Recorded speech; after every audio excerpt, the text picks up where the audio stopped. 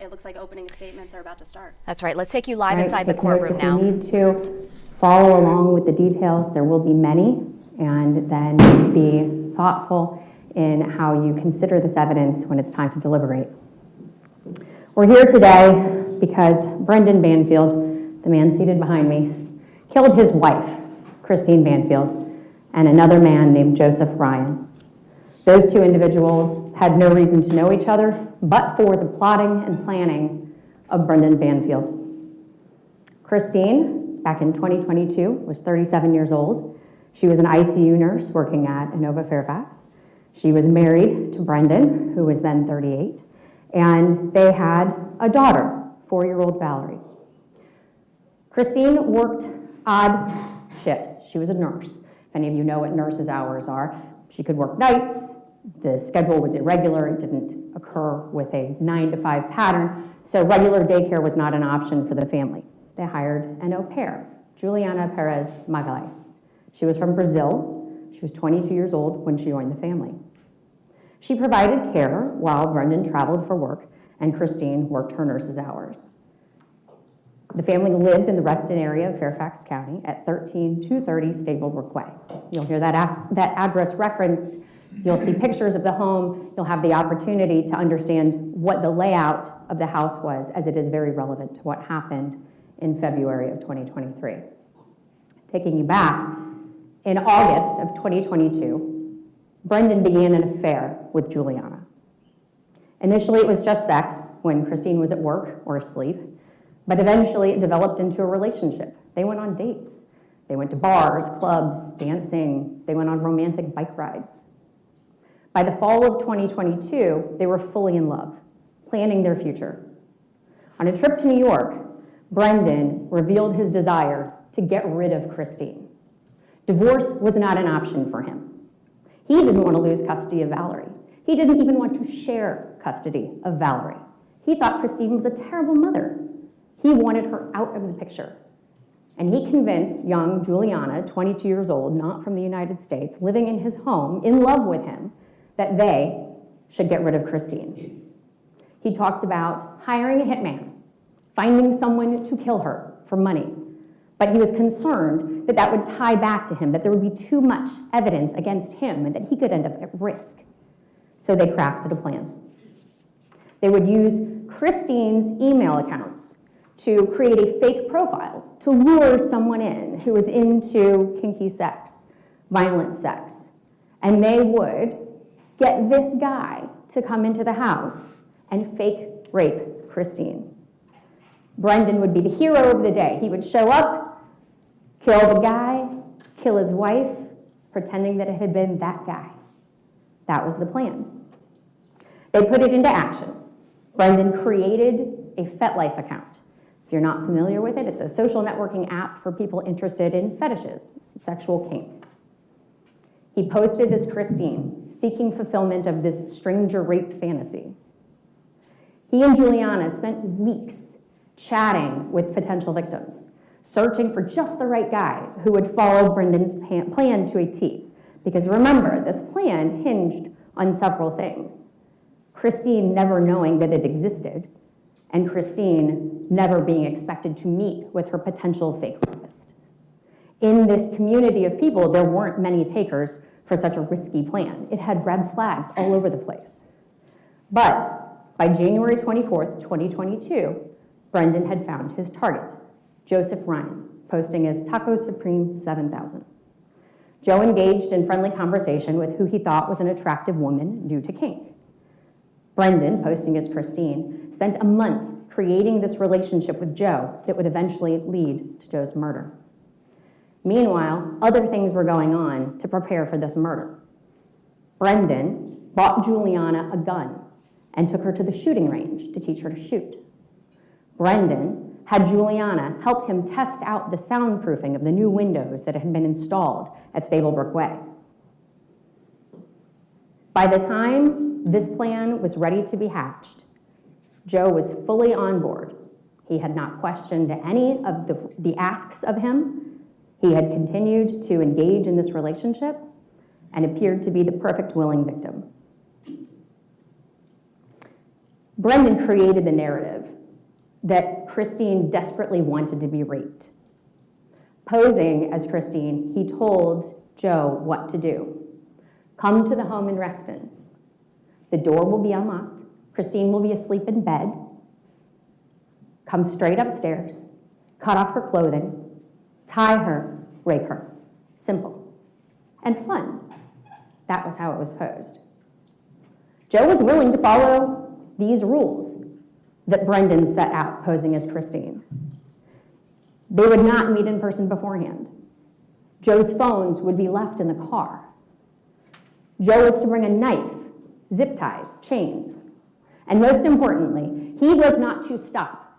Even if she looked terrified, even if she was calling for help, he was to follow through because that's what she really wanted. On February 24th, 2023, Brendan Banfield's birthday, the plan was put into action. Knowing that Christine had the day off, Brendan and Juliana arranged a fake outing for the zoo a fake outing at the zoo for Valerie. Juliana and Valerie packed a lunch, prepared for this fake outing. Christine, still in bed, asleep, at 6 a.m., Brendan takes her phone and Valerie downstairs. He chats with Joe to confirm a 7:20 arrival for the execution of the fake rape. And Brendan then disables the door lock, preventing it from automatically locking, turns off Christine's phone, and puts it in a drawer in the kitchen where she couldn't possibly find it to call for help when she finds an intruder in her home. Brendan leaves the house, followed shortly by Juliana. Brendan drives to a nearby McDonald's. Juliana waits in the cul-de-sac. The plan to give a call out to Brendan as soon as she sees Joe. Valerie's in the back seat, and Juliana has a gun in her pocket. When Joe arrives, Juliana calls Christine's cell phone first to create a record of a fake warning, even knowing that the phone is turned off. She then calls Brendan to let him know that Joe is in the house. Brendan leaves the McDonald's, drives directly to the home, meets up with Juliana, and with Valerie in tow, they re-enter the house through the basement.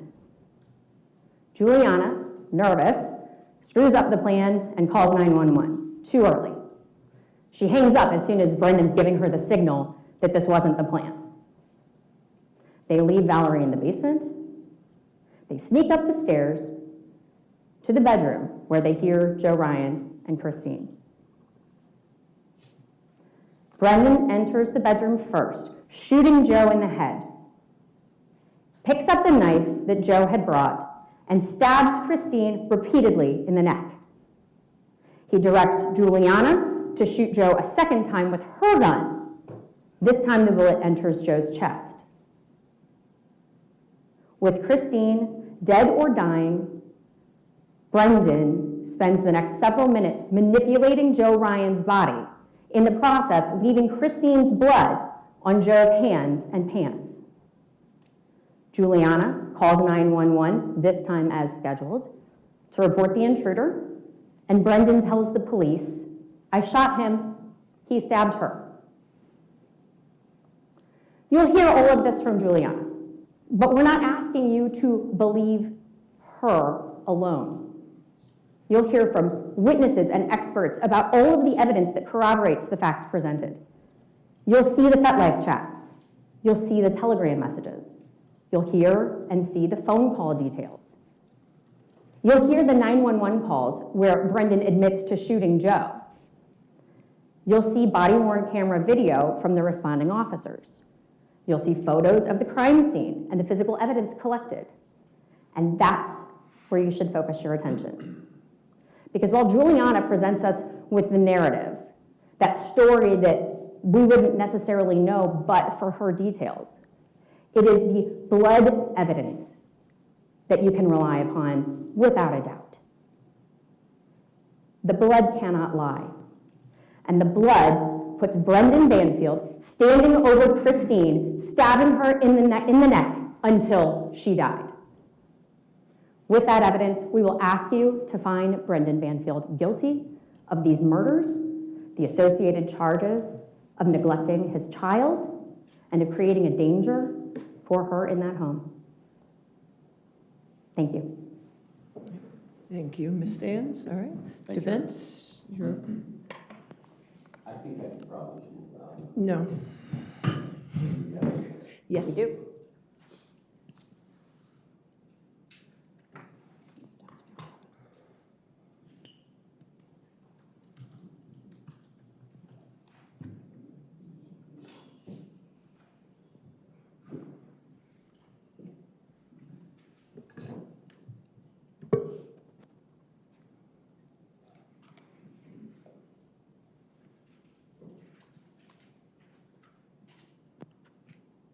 You won't hear me? Or is that loud enough? No. You want to check Ms. Sands? Here, I can check. Yep. I did, because I didn't want it to make all the banging noises. There you go. Green, let's go. So, you hear me? Yes. Okay. You can put that in your pocket if you want.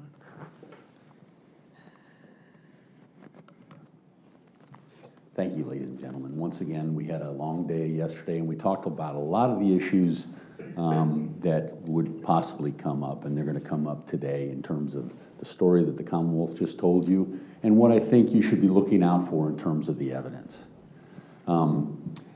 There's some interesting things that, in order to assess, first of all, what they're saying, and second of all, the evidence that's going to be before you, is you have to look at certain timelines. So the murder of Christine Banfield by Joe Ryan occurred on February 24th, 2023. The arrest of Juliana Peres Magalhaes took place in October of 2023. She was held for nearly another year before she made the statements that are the full and complete support of what the Commonwealth just told you. And she did that because the Commonwealth decided that they were going to give her something certain. They were going to give her a plea of guilty to a manslaughter, which is a lesser included offense, and guaranteed time served upon her testimony here today or tomorrow or whenever that testimony is. You're going to hear a timeline of events and evidence that you'll have an opportunity to look at, where she was arrested in October of 2023, and the whole reason she was arrested was to flip her against my client. You'll hear that evidence from someone other than her and other than me. And they tried, and they tried. In a correspondence that she wrote to my client on January 1st, that was given to him, she says, they want you. All they want is to get you in this case. They want me to say things that aren't true. They want me to say things that I did that aren't true. They offered me a misdemeanor. She declined a misdemeanor, facing second-degree murder at the time. And then as the case went on, it became very clear that they wanted him so badly that they were willing to do anything. They made offers, not as good as a misdemeanor, but as time went on, for a manslaughter, suspended time, but she had to testify against Brendan. You'll hear there were at least 4 or 5 times during that year leading up to Brendan Banfield being charged, where they came to her, they went through her attorney, and they offered that deal that she now stands to have taken. Now, why is it that she wouldn't have taken that then? Well, we heard in the first instance, she said, they're asking me to say something that isn't true. And so let's look at another timeline that I think is appropriate. After she was arrested, she had a preliminary hearing in April of 2024. And you'll see communications that show real anxiety in terms of what was going to happen. After the preliminary hearing, then the first trial is set for July of 2024.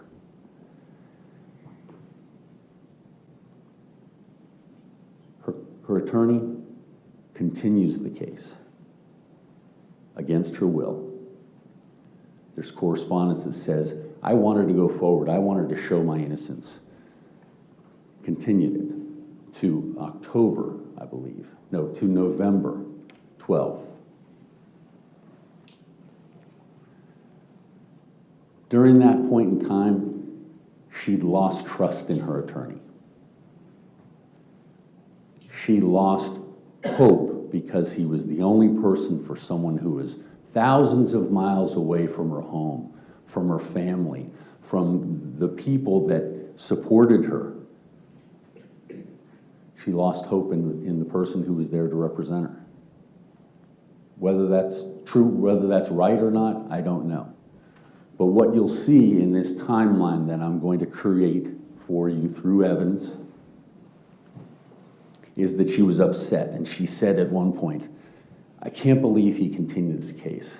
I didn't want that, I don't want that, I just want to go forward. He better not do that again. We go through a period of time into September. The stress and the anxiety starts to really ramp up for her. Approaching her November 12th court date. My client gets arrested. In her mind, she loses even more hope because he was the person who was on the outside who she really was depending on. They had an affair. You're not going to get any disputes from us. But he played a role, a supportive role to her while she was in jail, while they tried to do their little experiment on what would she take in order to come forward and tell a story.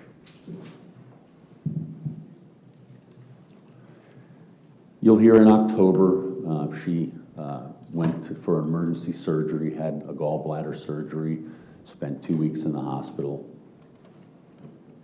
And soon after she got out, she received word that her attorney was going to continue the case again because he needed to get a digital forensics examiner in order to review the evidence.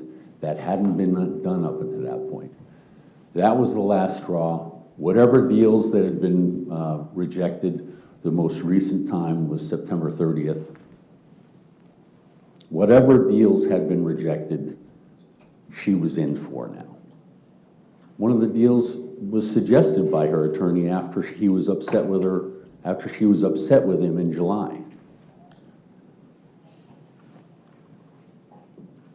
They get together, they arrive at this, and they have a recording of the questions that they're asking her during what they call the recant. You're going to hear some of those recordings.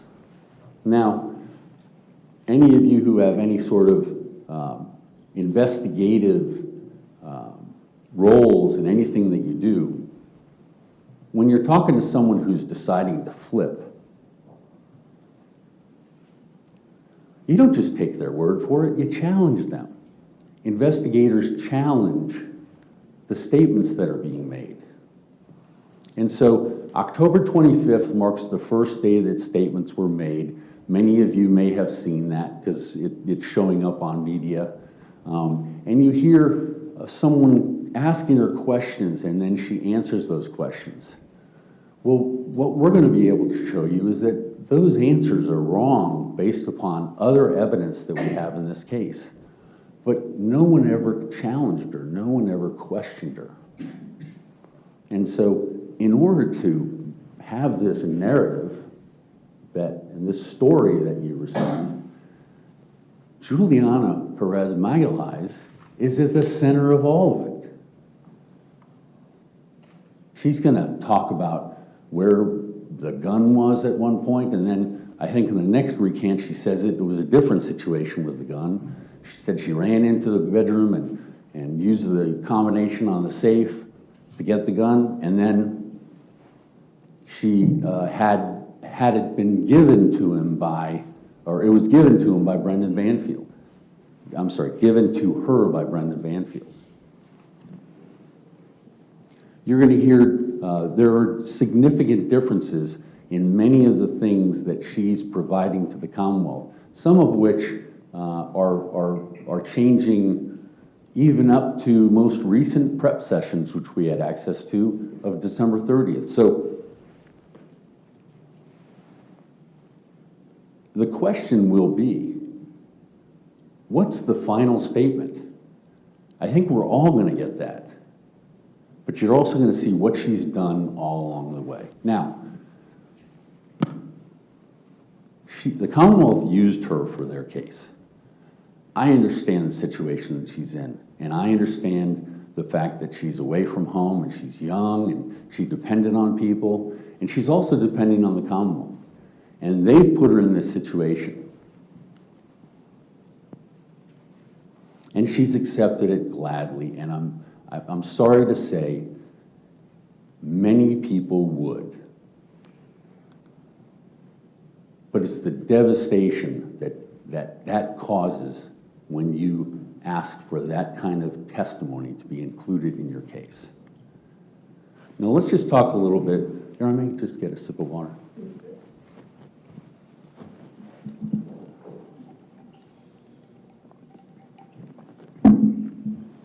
Sorry, a little dry mouth. Let's just talk a little bit about some of the other things that are going on in this case. And I think you'll find this through the evidence. So what essentially, and you may have heard it in media, is there's a theory called catfishing. And catfishing, for those who don't know it, and people more experienced and more expert than I will be able to tell you specifically, essentially is assuming the devices of someone in order to get something done, is the easy quick. There's probably more sophisticated explanation for it. But what they're saying is Brendan Banfield assumed his wife's devices, his computer, her phone, any other devices, in order to take on take on her persona in order to invite this gentleman, Joe Ryan, in. Catfishing is a theory that requires a conclusion that Christine Banfield gave up her devices. The Commonwealth's experts have concluded from the moment that the devices were examined and extracted that she did not give up her devices. And so then started the turmoil within the police department that I think is going to come out here. I doubt it'll be in the Commonwealth's case, but there were people within the command staff who were trying to change what the experts said about Christine Banfield's devices. They were trying to say that Christine Banfield did give up these devices or was away when those devices were being used. But you're going to have a conclusion that was from the very early moments that she had not given that up.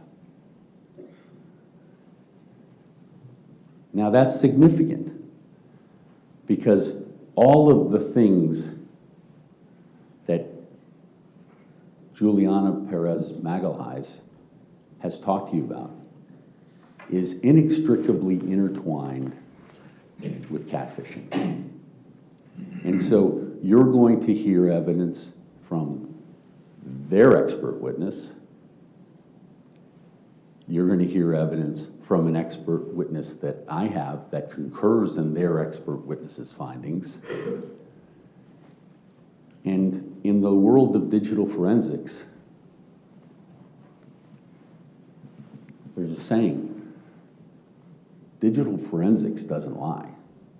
People lie. And there are going to be plenty to see. You're going to see manipulation within the police department where if those that wanted the catfishing theory, if the line homicide prosecutors, homicide detectives didn't agree with this theory, they were transferred. When this case started, there were 12 people in the homicide squad. As this case goes to trial now, there's only 4 of those 12 there. Important ones that were removed, in part because they didn't agree with the people that peddled the catfish theory, the lead homicide detective, the digital forensics detective. And this was back in late 2024. I don't know how many of you are familiar with criminal prosecutions and investigations. I was a prosecutor myself here in Fairfax.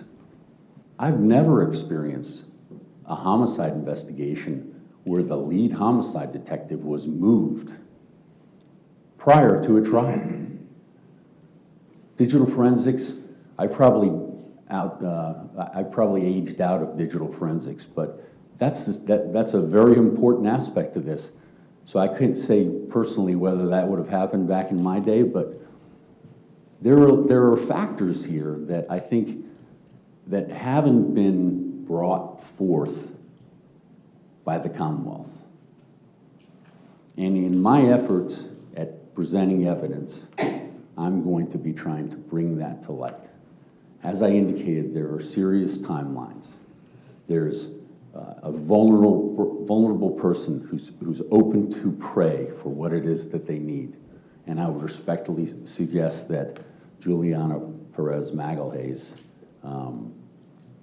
is the linchpin to all of that. Now, ultimately, it's the evidence.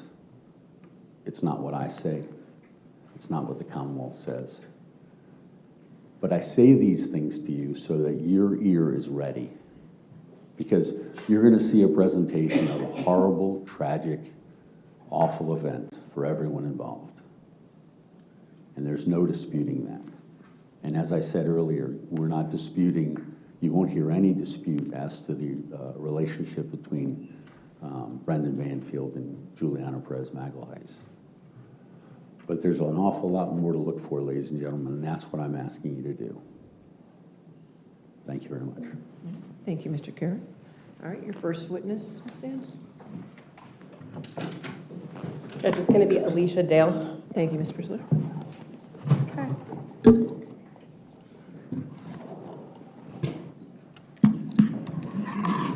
Your Honor, we had spoken to your clerk about his shield for this screen. Okay. We don't have it as of now. Okay. Well, you know what? What kind of computer is that? I was going to say we'll just turn it this way. I think camera angle. Do you want to use mine? Sure, absolutely. Thank you. Okay.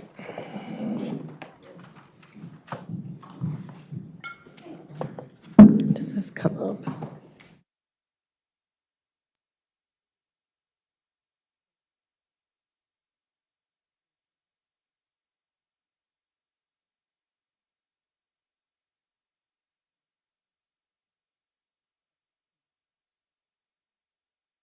Swear or affirm to testify truthfully in this case under penalty of law. I do. Thank you.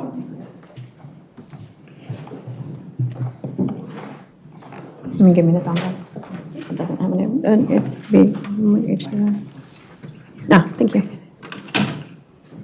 Oh, no, I need mine. Because it's HDMI.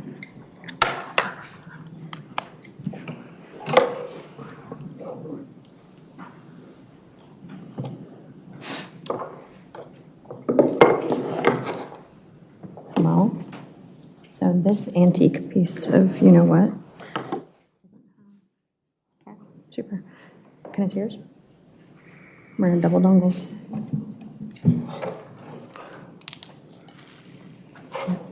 No, the other dongle. If not, we'll just use my computer. No, okay.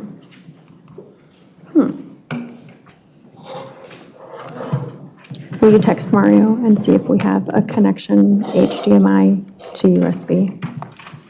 And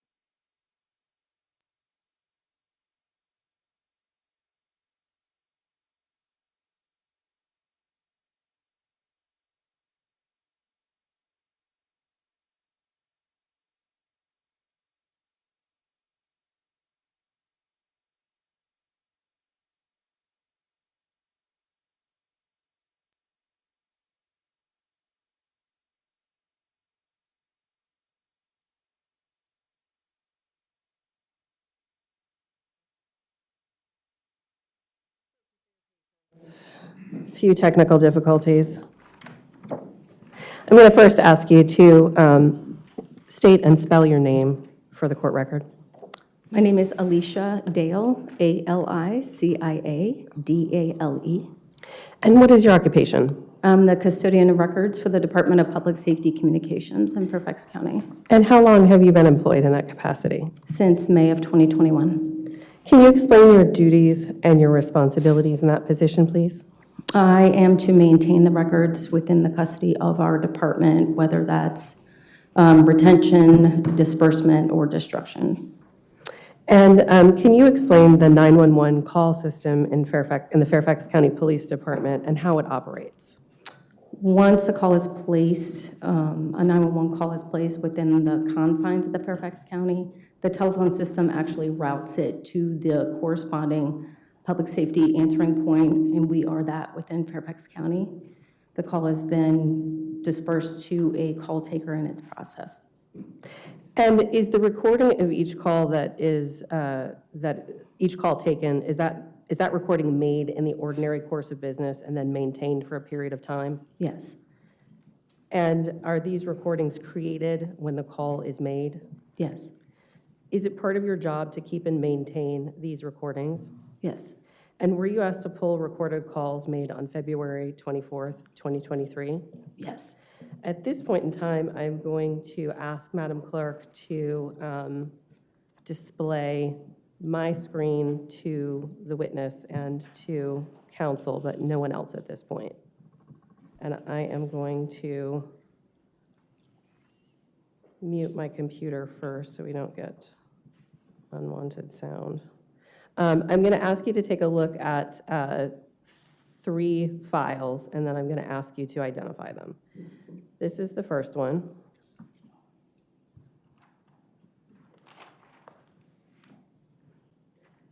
And I'm going to show you all 3 and then ask you about them, if that's okay. Okay. Just for the record, what evidence number would this? This is first one- Commonwealth's Exhibit 1. Would be the first one you showed Yep. her? Okay, thank you. This second one, Your Honor, is Commonwealth's Exhibit 2. Okay.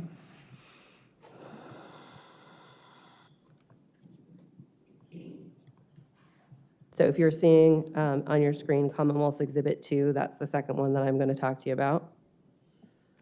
And then I'm going to show Commonwealth's Exhibit 3.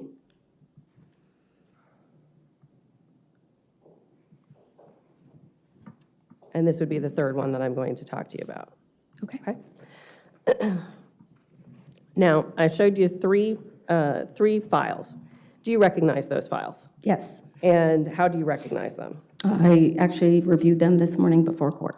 I was just going to ask you if you've reviewed these exhibits before today. You've already answered that. Have you modified these calls in any way? No. At this point, Judge, what I'm going to do is I'm going to ask the court to, I'm going to move these in as Commonwealth's Exhibit 1, 2, and 3. Any objection to Commonwealth's 1, 2, 3? All right, 1, 2, and 3 are in evidence.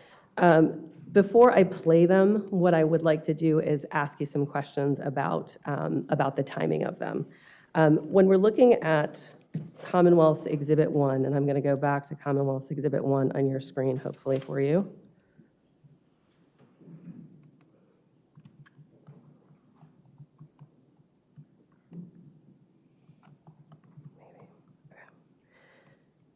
At the bottom, it's at the bottom left-hand side of my screen. Yes. The numbers 7, 47, 32.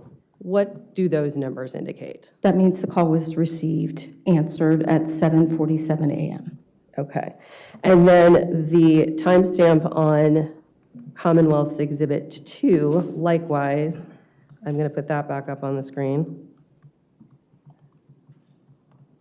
And we see 7:47:49. And that call was placed, that was an outgoing call at 7:49 a.m. Okay. And then looking at Commonwealth's Exhibit number 3,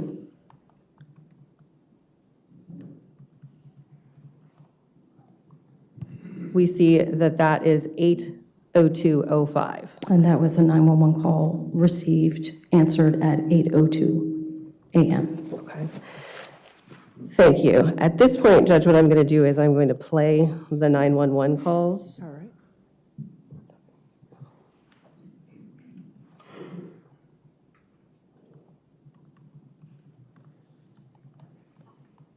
This is one.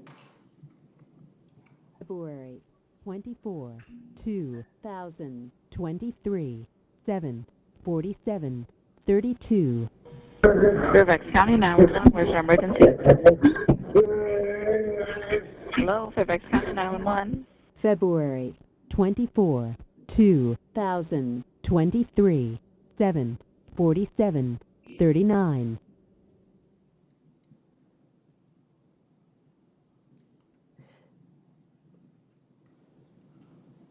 And this is 2. 24, 2023, 7:47, 49.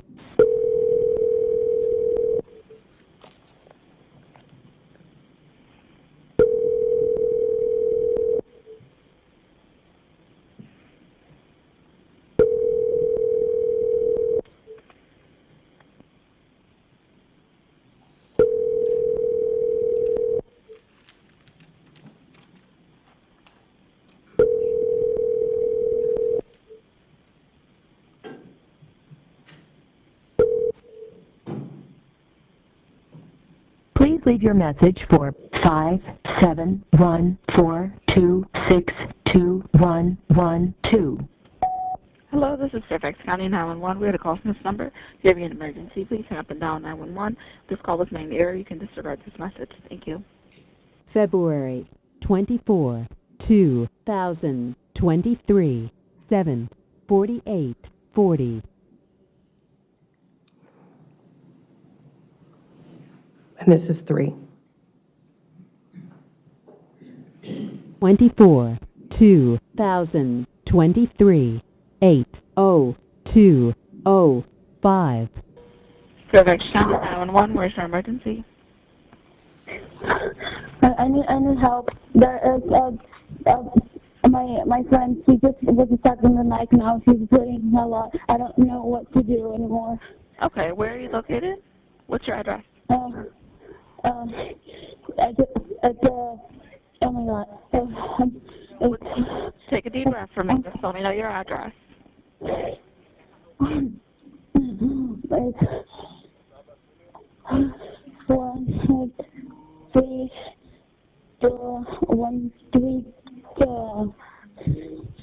13. Take a deep breath for me. You're on Stablebrook Way? Are you on Stablebrook Way? Yes. What's your house number? It's,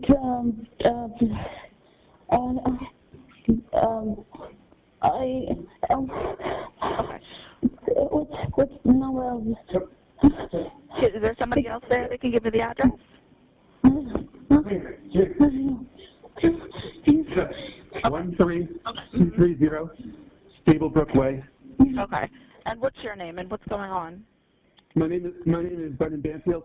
I'm a federal agent. This is my house. There's somebody here. I shot him. But he stabbed her. She's bleeding. She's got several marks on her neck. What do I do? Okay. So what I need you to do is apply direct pressure directly to where she's bleeding from, okay? And if it becomes soaked, just add more cloth to what is already there. How old is the person? I don't know. The person that's bleeding? 37. Okay.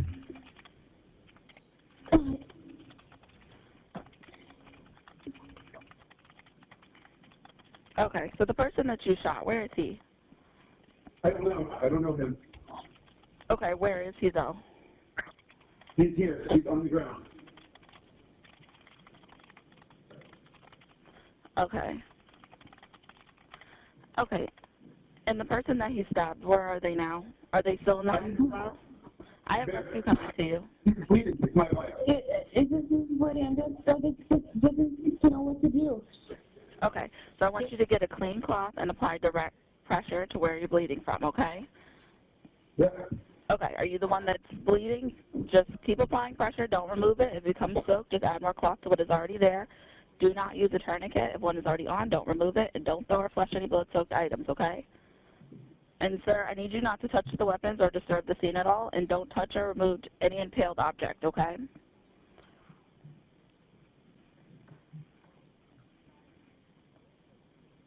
Sir, hello? Ma'am, can you hear me? Let me. Okay. Are you the one that was injured? She's not responding. Well, one and one. He's living. Okay. Can you tell me how her breathing is? He's how her breathing is. She's heart's still beating. She's Okay. still breathing. Okay. Just keep applying pressure to where she's bleeding from and just put her on her side, okay? On her side? Yeah, on her side. You said she's breathing normally. She's just not responding to you? She's got a very big hole in her neck. Okay. Just keep applying pressure, okay? Just keep adding more cloth that's already there. And who am I speaking to? Who are you, dear? Are you? Good what? Okay, so who's the person? Where's the person that's bleeding? Where are they in the house? They're upstairs. Okay. They're in the bedroom. Okay, and where is the person that was shot? Are they also in the house downstairs? Yes. Yeah, he's in the bedroom too.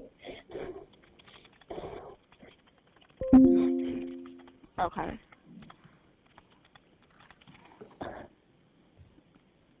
Okay.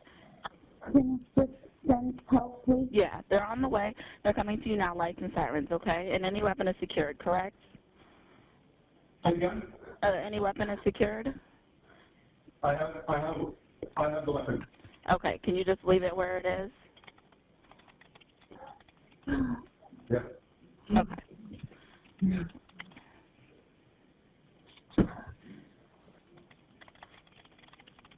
And you say you don't know the individual that was shot? No. No, whenever things the person.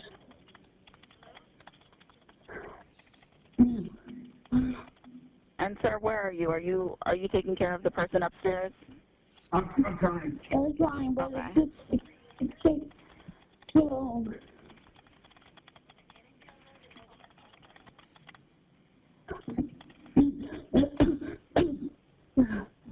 Okay, I have officers that are pulling up outside, okay?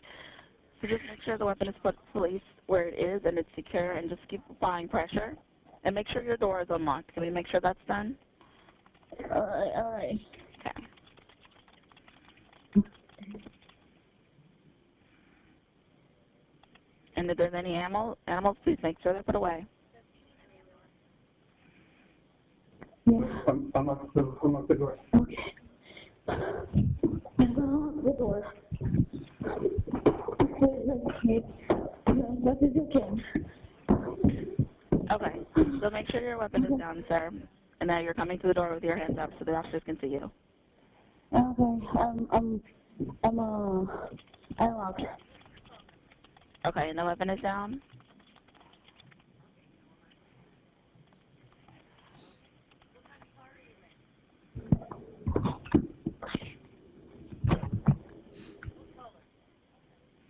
Are you there?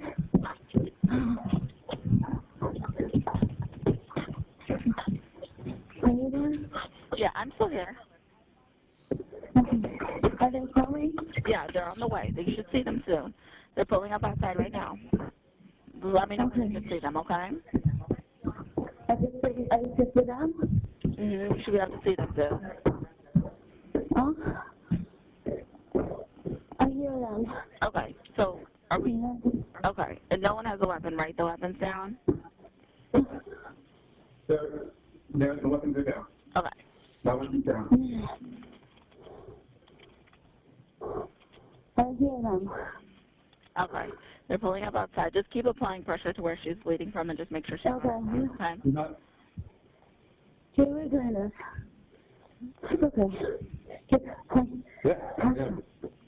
Okay, let me know if the officers are with you. Want to come here? Yeah, they're pulling up now. They're gonna make their way to you. Mhm. Okay. I'm showing them outside.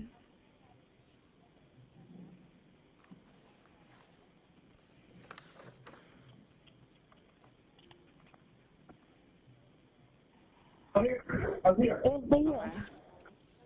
They can come in. I'll go ahead and disconnect with you. Speak to the police, okay? Come in. You guys. It's right here. Where's the gun at? We need help. Where's the gun at? It's up here. Here, on the bed. He's about to kill. So, you just, this is going out. February 24, 2023, 8:10:38. Judge, I don't have any further questions. Mr. Carroll may have some questions. Cross-examination. Ms. Dale, I've heard that before, but when I was listening now, it appeared that there was a lot of typing going on. Do you know, was that typing verbatim what was being said to the dispatch? Verbatim, no. Okay. Do you know if the dispatcher typed what my client said, that he was a federal law enforcement officer and that he had shot someone who was in his bedroom? Do you know if they typed that? I don't remember exactly what was typed into the CAT event as far as what was surmised from the phone call. Would that be part of the records that you're the custodian of? Yes. Okay. Do you recall if it was typed in what he said, which was that he stabbed my wife in the neck? Objection. I don't think that was what was said, and we can listen to the call. What's your legal objection, please? Seems facts, not in evidence. Overruled. Go ahead. Was that transcribed? In the actual event? Yes. I would have to review the record. Okay. Did you review the record this morning? I reviewed the phone calls. The phone calls, okay. So an additional review would be required to know what was sent out that was typed to the by dispatch? Correct. Okay. I don't have any further questions, Your Honor. All right, redirect. No redirect, Judge. All right, is this witness subject to recall? Not by me. Is she subject to recall, Mr. Carroll? No. Okay, ma'am, you're free to go. Thank you. Have a good day. Your next witness? Judge, it's going to be Officer Hugh, Justin Hugh.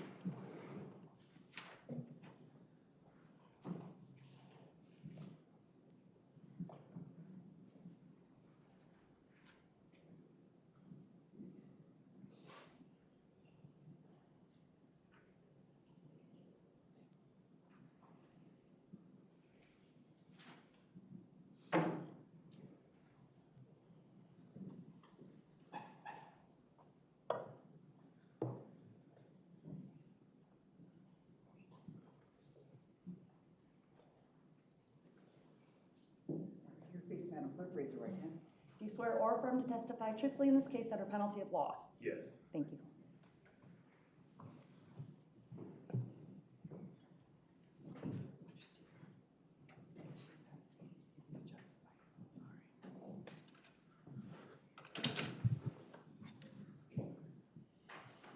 Good morning.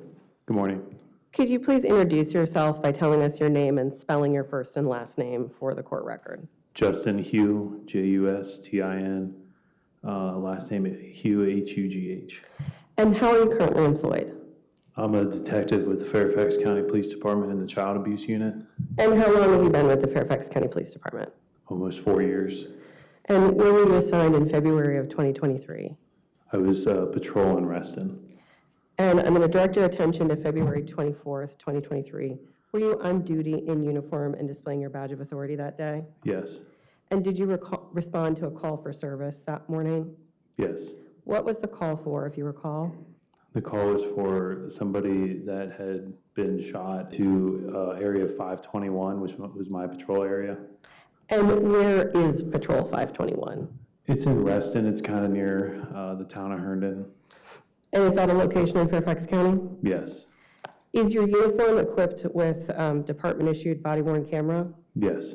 And how does your body-worn camera work? You click it twice in the middle and it activates the body-worn camera and starts recording.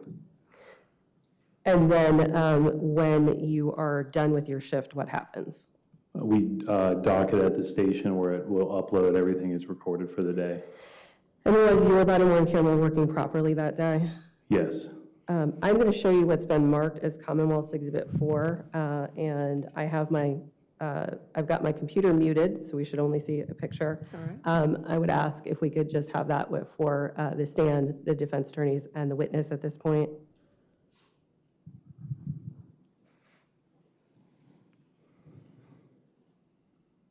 Do you recognize this exhibit? Yes. And how do you recognize it? It's my body-worn camera from that day. And have you had the opportunity to review this before today? Yes.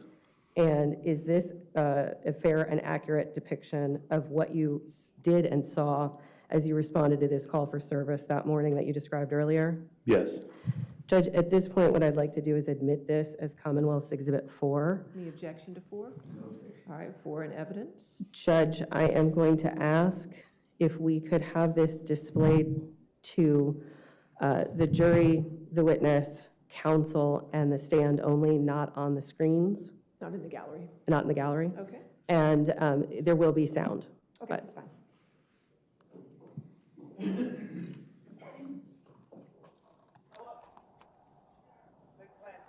Well, I got voices inside. Let's do something quick. Stack up on me, I guess. County police, call out! Where's the gun at? Where's the gun? All right. So, you just did help. This is going on. Anybody else downstairs? No. Where's the shot person? His daughter is downstairs. She's just Who else? Just us? Yeah, she's just running out. His daughter. Gun on the belt. They're saying one of the patients is outside now. Give me the blow, okay. All right. Watch out, we got him. Can you turn the lights on in here? Yeah. Give me a, what can I do to help? Chest seal, give me a chest seal. Yep. Bring it up. Anything I can do to help? What else was she stabbed? Is there any other samples? Tank, come here. Got something on their hand. Okay, she got something. There, you get it there. Stand right here. Yeah. You got multiple stab wounds to the neck. Okay. Secure those guns. Ma'am, I need you outside now. She's breathing. What do you need? Get medics in here now. Get a chest seal. Seems full to medics. Hey,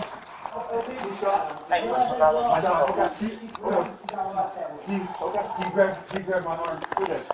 He grabbed my arm when I started flying. Okay. Someone get with him. I don't know where he shot at. Who's that chest wound seal? I need it from the back right now.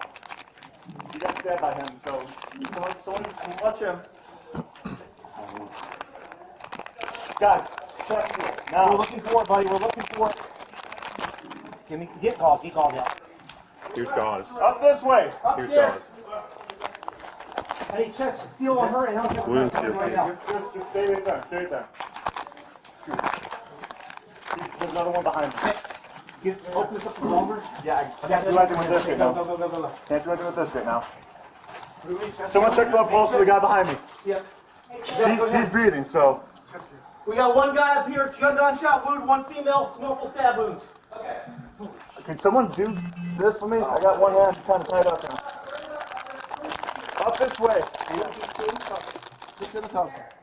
He's in the bathroom, up here. Where you at, chest seal? On our neck. Multiple stab wounds on our neck. You ready? As soon as I let go. Come here, ready? Ready? Go for it. Ready? We missed one. Chest seal. Give us one. There's another half. Ready? Go for it. Yep. Hold it down. Let's work on her, okay? Sit in the top. Sit in the top. Sit in the top. You need another chest seal? Yeah, whatever we have. Hey, get another. Hey, LT, get more blowout kits. LT, we need more blowout kits or chest seals you can get. Carmine Bravo, Preston County 4. How many exactly? We need you guys in here. I don't know. Is he shot in the head too? No, shot in the chest. That's a lot of blood. Looks like it's probably from a lung. No need for K9 or a healer at this point. K9 10. Yeah, right there. Securing firearm. Just leave it. Just leave it. Just leave it. Just leave where it is. Alright. Tank. Yep. Since we got this kind of waiting for the medics, can you talk with him? Shoot him. Stand by 1 second. Medics expediting, and where are they at? I can feel him. Guys. Breathing. Hey, you have a pulse on me? No. No pulse. What do you need? CPR, go ahead. Multiple stab wounds. CPR on him. Yeah, if you don't have anything, start going. Alright, we got medics Who's over most viable, you guys know? She is. Alright. Multiple stab wounds to the back. James, where is he? To the right, we have a pulse, multiple stab wounds. To the left, either do CPR or the gunshot wound. Alright. Who's still breathing? Multiple stab wounds to the neck. This is bombs. Don't know if we actually have it. Don't know if it's one on the other side. Okay. She's still Put it breathing? right there. You can feel blood moving. You can see her. You can stop doing CPR on him. Yeah, we're gonna get her. He's gonna be way over there. Yeah, this. Is she breathing over here? She's breathing. That's why we're Zach, moving. grab him, take him downstairs. You can't feel the pulse? It's hard to feel. Are you hurt? Stand by. Sorry. Nope, there's no pulse wounds, dude. No, There's no. What do we need? I think that guy's gonna be definitely DOA for the shot. I mean, we can. I think that might be obvious over there. Just gonna put you here. This is my house. This is my wife. I don't know him. No. What do you want to do? Do you want to grab that and go? We're done. No, this is. She's done. All right, that's fine. You want to get a rhythm on that? Yeah. You want to shut I got one. It's right there behind I got one right you. here. Have it? Okay. All right. Where's Hey, Justin, grab the guy out there, get him down, don't let him move. Alright.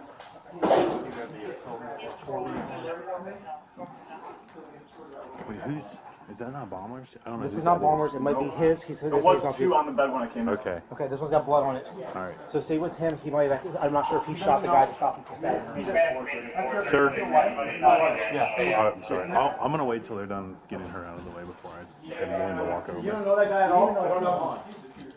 Yeah. I'm trying to figure out where's the gun currently. We have two firearms right here. Leave them right where they are. That's where we found them. We moved them away. All right, that's fine. They were on the Federation Road. Where you want?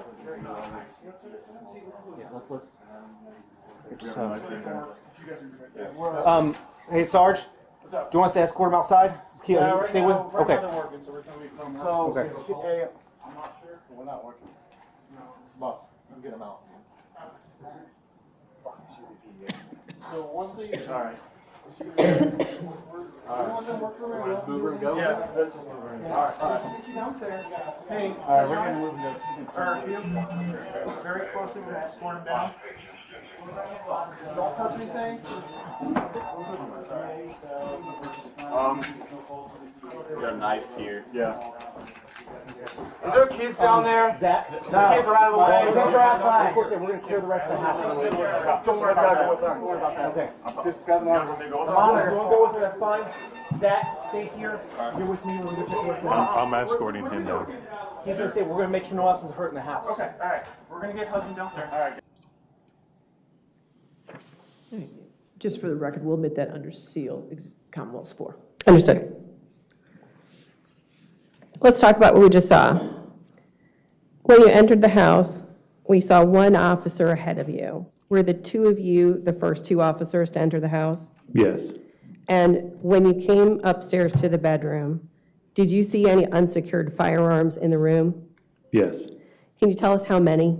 2. And can you describe the unsecured firearms that were in that room? Did you note anything about either one of them? One had a flashlight on it and the other one did not. Okay. Did you handle either of the unsecured firearms? The one with the flashlight on it, I handled that one. And what did you do with it? I moved it twice. The first time I moved it just from the corner of the bed to in front of me, and then the second time I moved it to the other side of the bed near the other firearm. And did you note anything about that firearm when I moved it twice. The first time I moved it just from the corner of the bed to in front of me, and then the second time I moved it to the other side of the bed near the other firearm. And did you note anything about that firearm when you were handling it? There was blood on it. And Judge, at this time, I'm going to show Commonwealth's Exhibit 5 and ask that, and it's going to be a still photo, just to witness and counsel. Okay.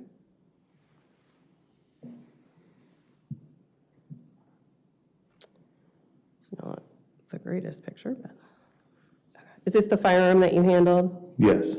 And is this the position that it was in when you entered the room? Yes. Can you describe the position, what we're looking at here? The gun is in the bottom right corner of the bed. It's pointing towards whatever's kind of behind me. And when you're talking about the bottom right corner of the bed, are you standing, this is Commonwealth's Exhibit 5? Any objection? If we could publish that to the jury. In the gallery. Got it. And when you handled this firearm, did you have gloves on when you handled the firearm on February 24th? Yes. And when you left the bedroom, where had those two firearms come to rest, this one and the other one? On the left side of the bed. If I'm facing the headboard, that's where the last place I saw them at. Okay. And then when you, the rest of your morning, when you left the bedroom, who was with you? When I left the bedroom, I was with Officer Beckner. Believe there's another officer walking down the stairs with us and Mr. Banfield. And where did you go? We walked outside and then we took Mr. Banfield to an ambulance. And when you got to the ambulance, what, if anything, did you take from him?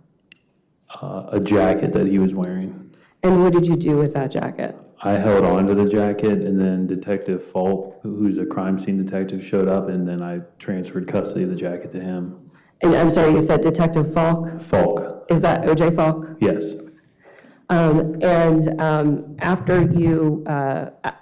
After you left the defendant's company that day, did you remain at the scene? Did you go back into service? What was the rest of your morning like?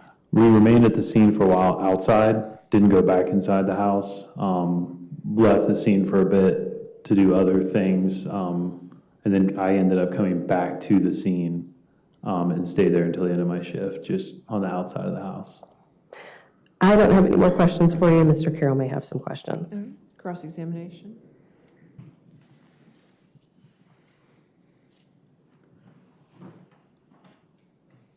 Good morning, Officer Hugh. Good morning.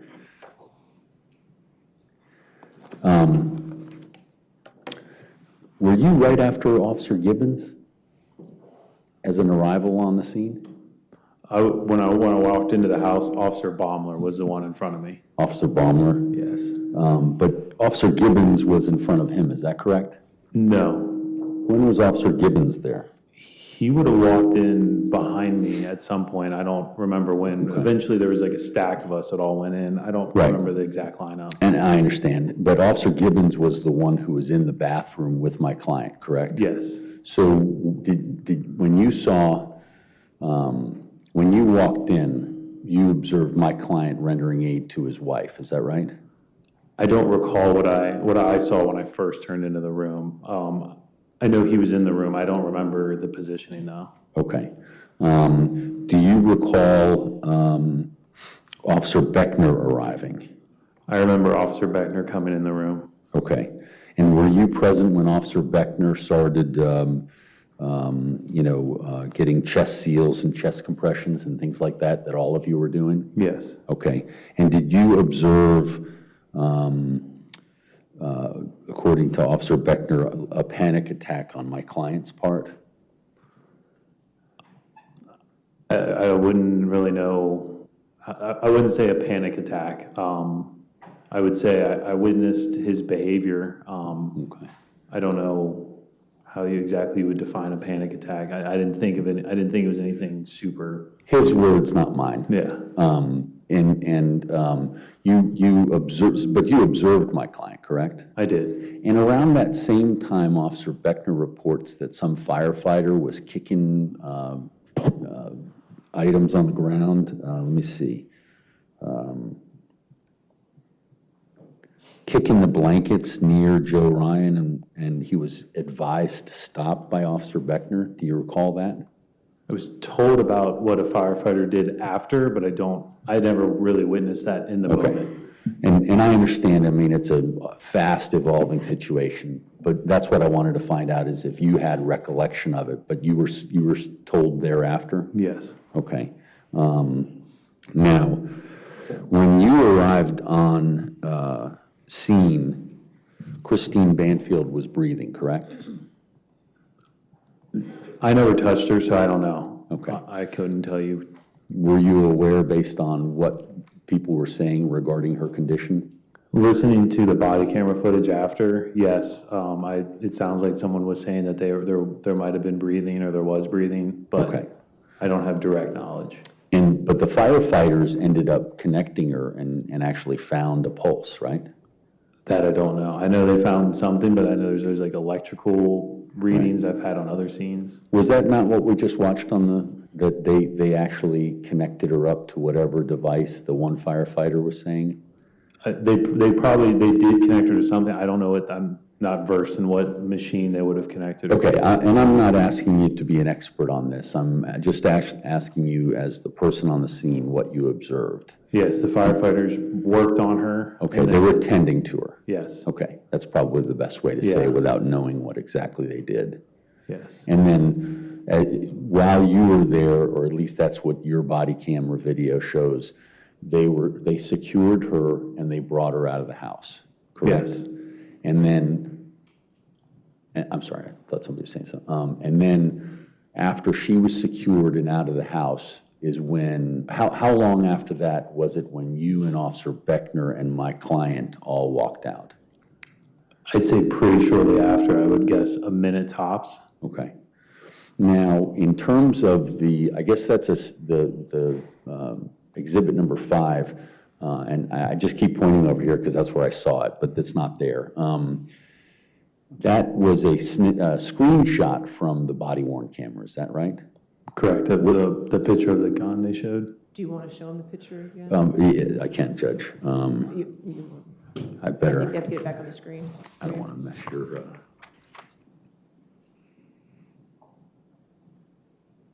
Okay. Okay. Do you see that?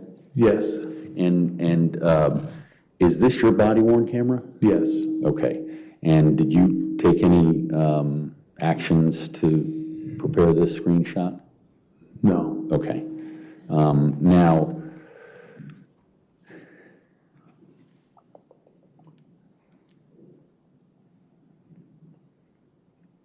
do you know where this gun was before it was sitting at that situation that's shown in the picture? No. Okay.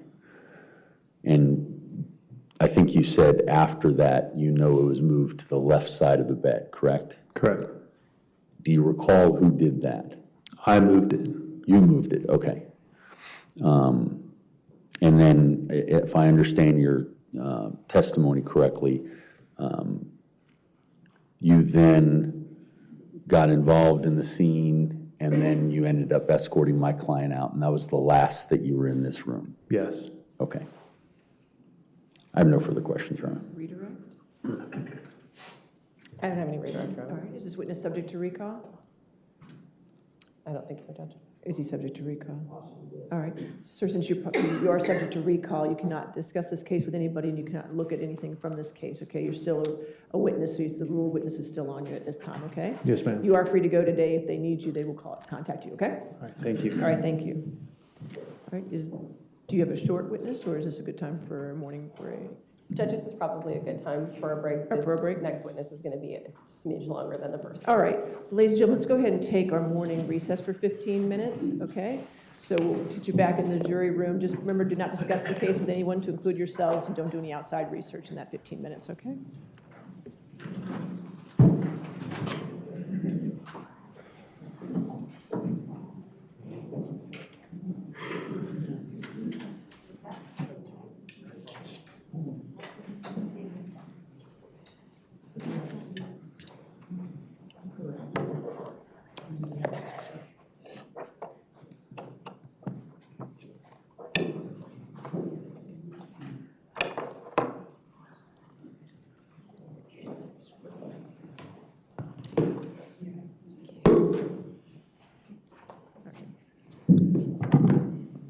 So we'll come back then at 11:30, okay? Thank you, Judge. All rise.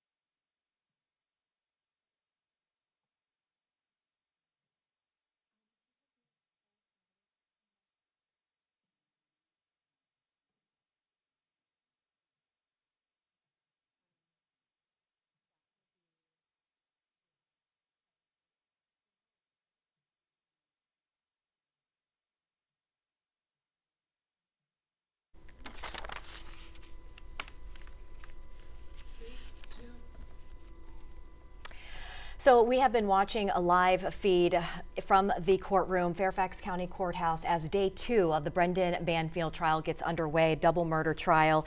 A lot presented within this past hour. It is now 11:18.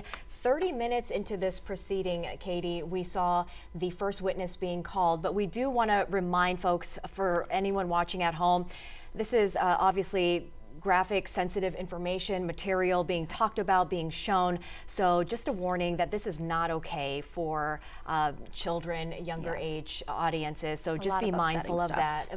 Very upsetting. And watching that back 3 years later, some of the, especially the body camera video, very disturbing. And it's still really shocking. You know, we've seen a lot of that footage already, but it's still extremely upsetting to see it. And I think one thing to mention, while we were watching that body camera footage, you did see Brendan Banfield. You saw him at points reacting to the body camera footage, but also the 911 call audio.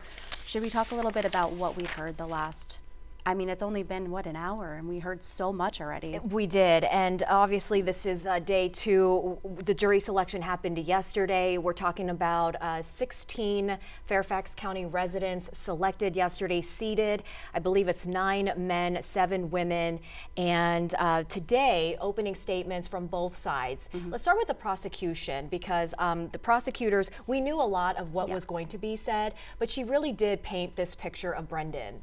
Yeah, and she painted the picture we kind of expected her to paint, right? So she talked a lot about how Brendan was really the mastermind behind this, and he set up this scheme. His plan was to get rid of his wife. You know, at points, the prosecutor talked about how Juliana said, why don't you just get a divorce? And he was adamant that this was the way to go about it. And she spent a lot of time painting Brendan as kind of a monster in all of this, talking about how he came up with this plan.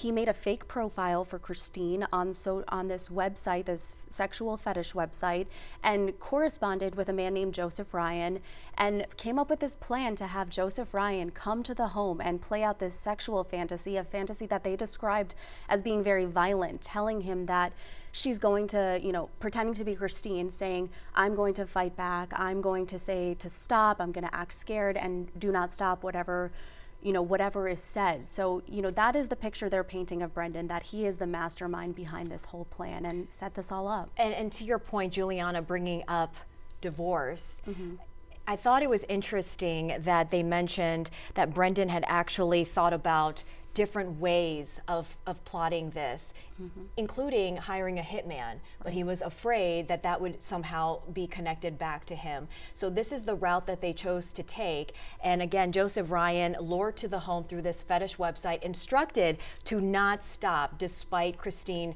shouting, asking for help, and he was instructed to do this, and they found someone that was willing to go through with this plan, unknowingly that this was part of a larger plot. Yeah, and this is all according to the prosecution, right? This is their case, this is what they're saying has happened, and obviously the defense has a lot of different things to say, but one other thing I want to mention about the prosecution, what they said is that they said Brendan Banfield took her phones, hid her phones, but also instructed Joseph Ryan that when he came to the home, he was to leave his phones in the car, and again, like you mentioned, not to stop doing what he was instructed to do, the plan, no matter what Christine said. Yeah. But yeah, a very different story from what the defense would go on to say. Right, and I want to move on to the defense, John Carroll, painting obviously a different picture of Brendan Banfield and what occurred that day. Also some cross-examination as well. So let's get into a little bit of how Carroll set the scene. Yeah, and I think he had 3 main points, right? So his 3 examples that he gave of why his client is not guilty here, he's representing Brendan Banfield, he immediately, right off the bat, said Joseph Ryan killed Christine. So he went right with that. He said Joseph was the one stabbing Christine, and made a point to make that his first point that he told the jurors, which I think was really important, because that is what Brendan said on the 911 call. And the prosecution is saying that's not what happened. And the other big thing that he made note of was that Juliana is really going to be the star witness here. She is going to testify she is key. Against Brendan Banfield. And he said, think about why she's here. She was arrested before Brendan was. And his whole point is that Juliana is saying what she's saying because that is the terms of the plea agreement she took. So he's saying she's only saying this stuff so that she doesn't get in trouble. He spent a lot of time. He seemed to spend a lot of time on that and hyper-focused on the fact that the events of what occurred when Juliana was arrested and pleading guilty to a lesser charge. 30 minutes in, they called their first witness. Before that, though, he made a big point. As someone who's covered this story 3 years ago and on, he mentioned catfishing to the jury specifically. And he made reference to the situation involving the police officers within this unit and how let me let you set it up as part of the investigation. What did the officers, what was their role in all of this? Well, there's been a lot of talk about the officers' roles in all of this. And, we heard in previous months and recent years, we've heard this chatter about the forensic evidence here and the conversation of who was the person corresponding with Joseph Ryan. Joseph Ryan thought it was Christine. The prosecution is saying it was Brendan or Juliana. But the devices, the forensic evidence, there was a police officer in the unit who said that it appeared Christine never lost control of her devices. And there's been a lot of back and forth because some of the detectives in this case, they were removed. And the question is, why were they removed? The defense is saying they were removed because they didn't agree with that theory that Christine held onto her devices, and if that is the case, that really hurts the prosecution. So that was a big point of it, and he made a mention of how there were 12 homicide detectives in this unit when this happened. Only 4 of those detectives are still in the unit, so we can expect that that's going to be a big part of his case as well. That will be. Our first witness that we saw was Alicia Dale. She is in charge of maintaining the records, and that is when, at that point, we heard some of the 911 calls that were made the morning of February 23rd. It was really difficult to hear all of the calls. I believe there were a total of 3 calls that we listened to. The first call made at 7:47 on the morning of February 24th, Juliana calling 911, radio silent. The dispatch, you can hear her asking for someone to respond. She did not, hung up.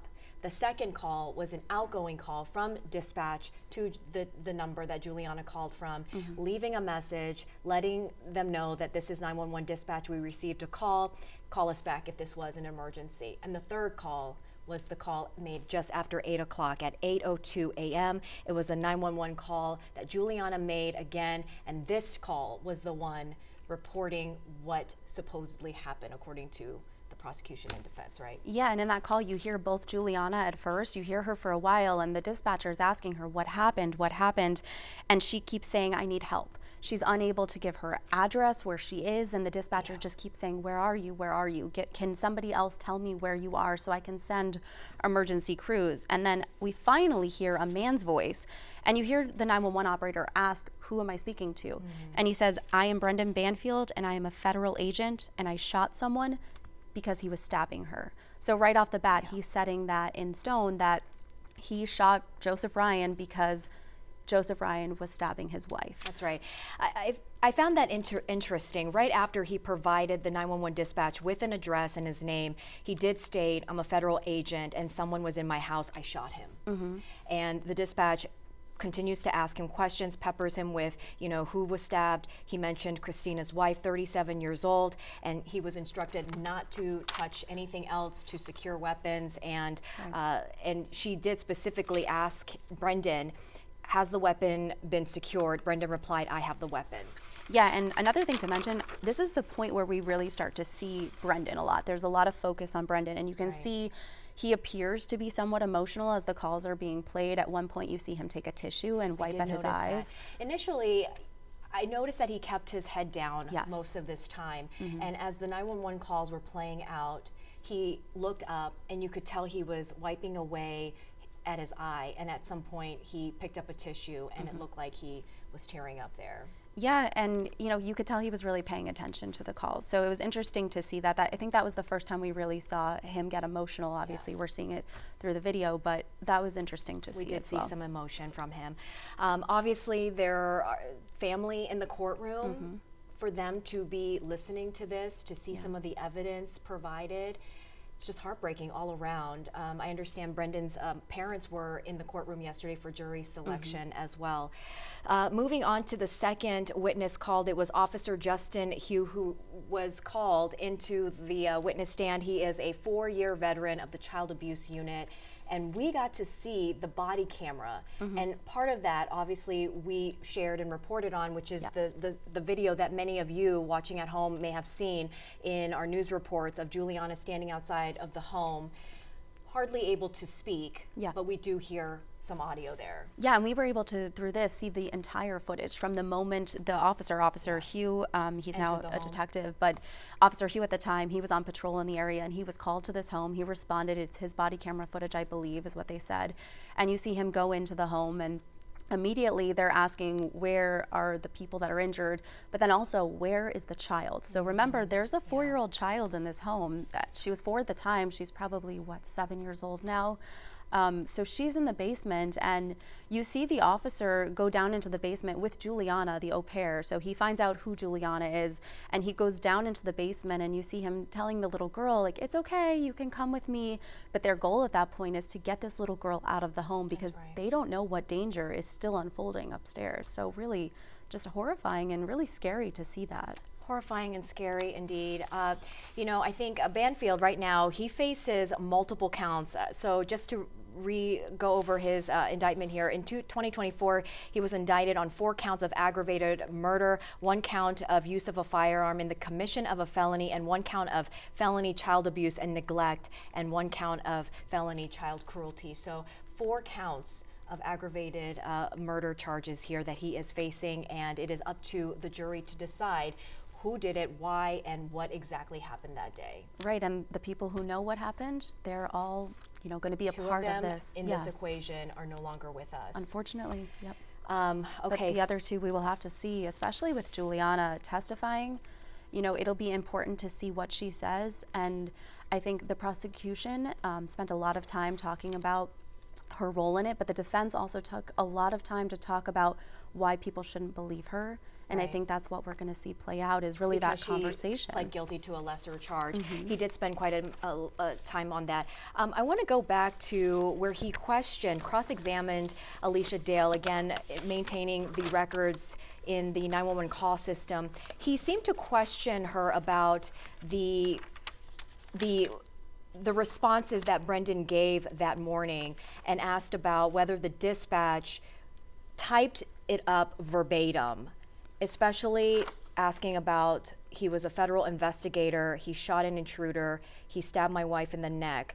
How critical will that piece be? I think, it'll depend on how they move forward, right? They're trying to see what his story was right off the bat, and they're trying to push that fact that his story from day one was consistent. And I think that ties back to Juliana, because they're going to say, you see her in the body camera saying one thing, and now you're going to see her speaking to investigators saying something totally different. And why did she change her story? And I think that'll be the big focus. So I think what he's trying to do here is really paint the picture of my client's been consistent. Right. And we did learn from that cross-examination that it is not verbatim, that the dispatch did not type it in verbatim, so they would have to go back and review that chunk again. So I thought that was interesting today. The court did break away for a little break, and then they break again for lunch at 1 o'clock. We're going to continue to stream this on WUSA 9+, so stick with us.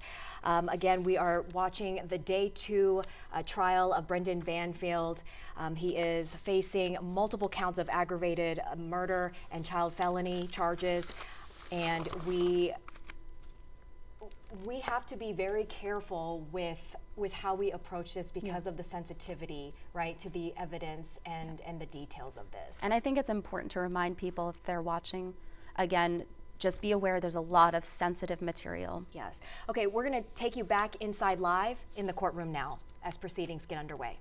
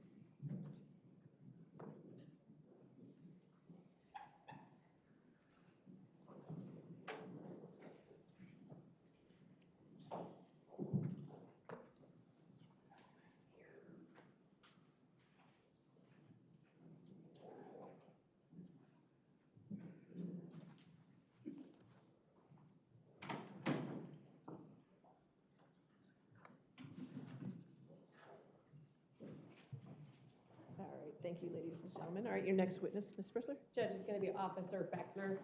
Officer Beckner.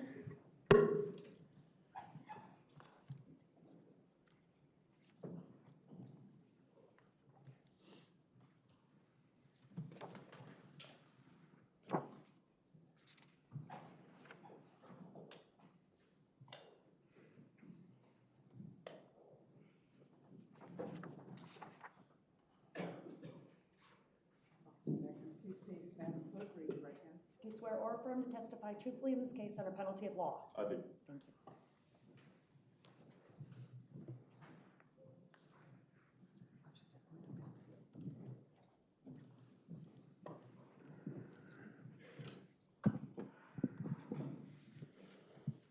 Good morning. Could you please introduce yourself by telling us your name and spelling your first and last name for the court record? I'm Zachary Beckner, Z-A-C-H-A-R-Y-B-E-C-K-N-E-R. And how are you currently employed? I'm employed as a police officer for Fairfax County. And how long have you been employed by the Fairfax County Police Department? February will be 4 years. And how were you employed back on February 24th, 2023? I was a police officer on patrol.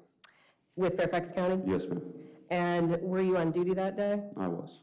Were you in uniform and displaying your badge of authority? I was.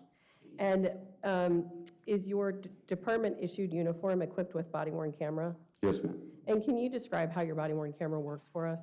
You double tap the center button and it comes on, or it can be activated by lights and sirens. And at the end of the day, what, if anything, do you do with your body-worn camera? We dock them so that they can be uploaded. And was your body-worn camera working on February 24th, 2023? Yes, ma'am, it was. And I'm going to draw your attention, Officer Beckner, to the morning hours on that date. Did you respond to a call for service? I did. And where did you respond? I believe it was off Sablebrook Way. I don't remember the exact address. It was in area 521 of Ruston District Station. And is that a location within Fairfax County? Yes, ma'am, it is. Were other officers on scene when you arrived? Yes, ma'am. Do you know how many other officers had entered the house before you that day? I believe 3 or 4. And did you yourself go into the house? Yes, ma'am. And when you were in the house, did you see anyone inside that you recognized in the courtroom today? Yes, ma'am. And can you point that person out and describe an article of clothing or two that they're wearing? Black suit and a striped tie. And color of hair? Brown or black. Judge, I'd ask the court that the court recognize that the officer has identified the defendant. All right, the record will so reflect. I'm going to show you an exhibit that's been marked as Commonwealth's Exhibit 6.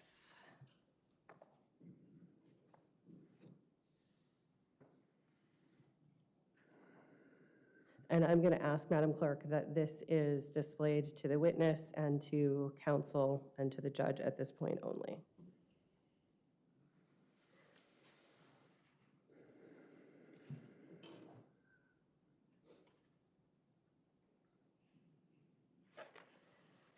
Do you recognize this?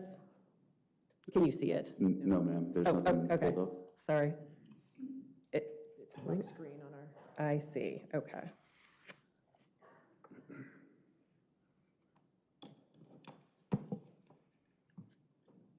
I mean, all the connections are good.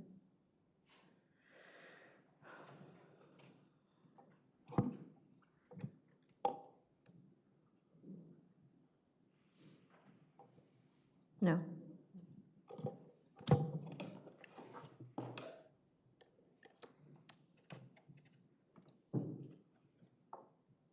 Still no. You'd see it on the screen in front of you if it was. Oh, yeah, it would be here. Yeah. Okay.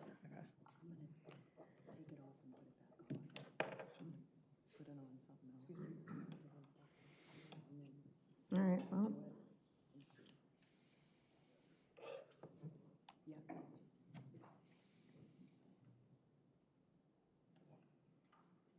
It flickered. Was that you or was that me?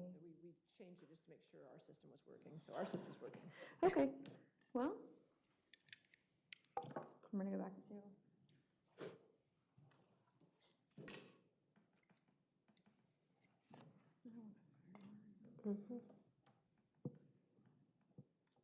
Where's yours? It's over here.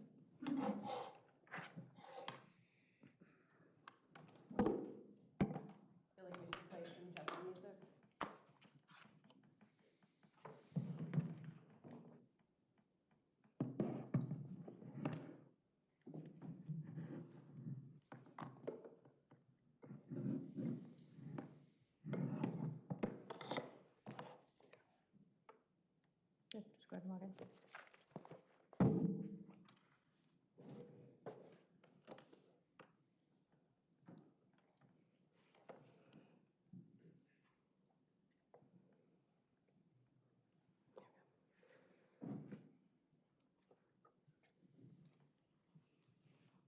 There you go. Okay. Take 2. I am going to hopefully show you a clip on your screen. Can you see anything on your screen? No, ma'am, it's still black. Okay, his screen is still black. Still? There's blue on there now. No, that's just drawing up. Sorry. That's okay. Oh, I see what the problem is. Hold on. How about now? Well, you should see it here too. Right? Yeah, nope. This is what we're. There it goes. Okay, there it goes. Oop.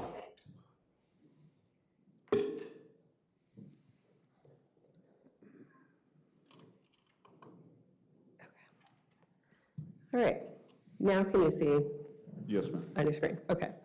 And do you recognize what's on your screen? I do, ma'am. It's my body cam from that day. Okay. And the video, have you had a chance to review this before today? Yes, ma'am. And is what you reviewed a fair and accurate depiction of what you initially did and saw that morning in the house? Yes, ma'am. Okay. Judge, what I'm going to ask the court to do is seal this, ask the court to admit it as Commonwealth 6, publish it to the jury and the jury only, and I'm going to ask the court to seal this. All right, any objection to 6? All right, 6 in evidence under seal.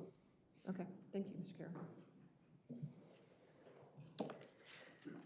Now, as I'm playing this, I am going to stop it in places so that we can talk about what it is that we're seeing.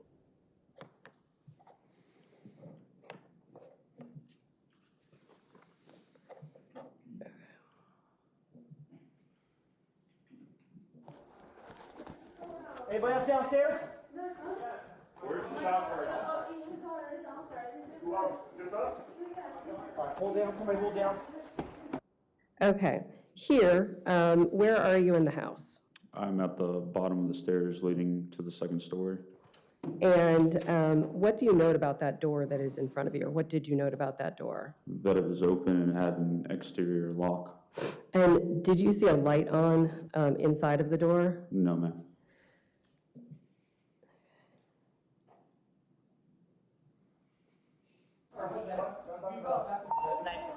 They're saying one of the patients is outside now. So somebody's outside. In the back? Anybody else outside? Who else is outside? Anybody over here? Here, ma'am, stay here, ma'am. Hey. Stay right here. Who is the shooter? Who shot who? Brendan, he's an officer. I got a blowout kit if you need it. Bring it up. Is there anyone else in the house? Any kids in the house?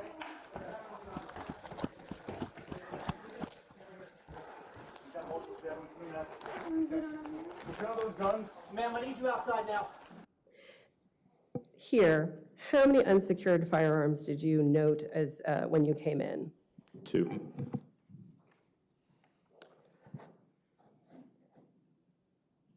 And I'm going to keep going. What do you need? Get medics in there now. Scene's cold for medics.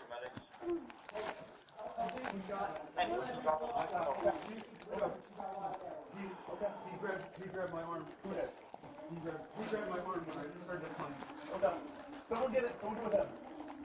I don't know where he shot at. Who's that chest wound seal? I need it from the back right now. You got stabbed by him, so someone watch him.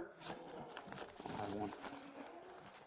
Guys, chest seal. Now. We're looking for it, buddy. We're looking for it. Get Gauze. Get Gauze out. Up this way. Upstairs. I need chest seal on her, and I'll give her something right now. Just stay right there. Stay right there. There's another one behind me. Hey, open this up for Ballmer. Yeah. I got the other one for him. Okay, go. Someone check for a pulse for the guy behind me. Yeah. He's breathing, so. We got one guy up here, gunshot wound, one female, small mistake. Here, did you notice the knife as you moved over to where Joe was laying? I noticed it first whenever I was checking for a pulse on him. Can someone do this for me? I don't have anything. Was that you saying, I don't have anything? Yes, ma'am. And what did you mean when you said that? I was checking for a pulse on the decedent there. And is that at the point when you noticed the knife? Yes, ma'am. And when you were checking for his pulse, what part of his body were you checking? His neck.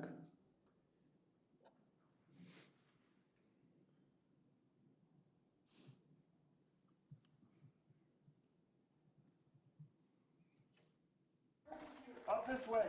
And then the officer that we just saw step on the knife, who was that? Officer Sefiani.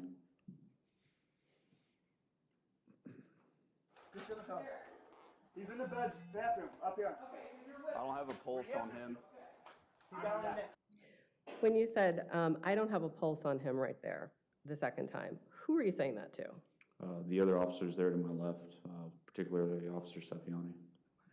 And the view that you have of the bed at this point, do you know at this point where the unsecured firearms that you saw when you entered the room? Yes, ma'am. Can you tell us where they are? They're both laying there at the foot of the bed, basically in the same position as whenever we saw them first on my body cam.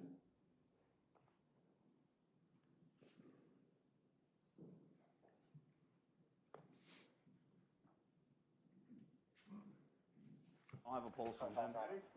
Where's the gunshot wound? I'm not entirely certain, sir. Let's check. The officer here who, that is moving Joe's hands, who is that officer? It's Officer Sefiani. And had anyone moved Joe's hands that you saw before Officer Sefiani moved them? No, ma'am.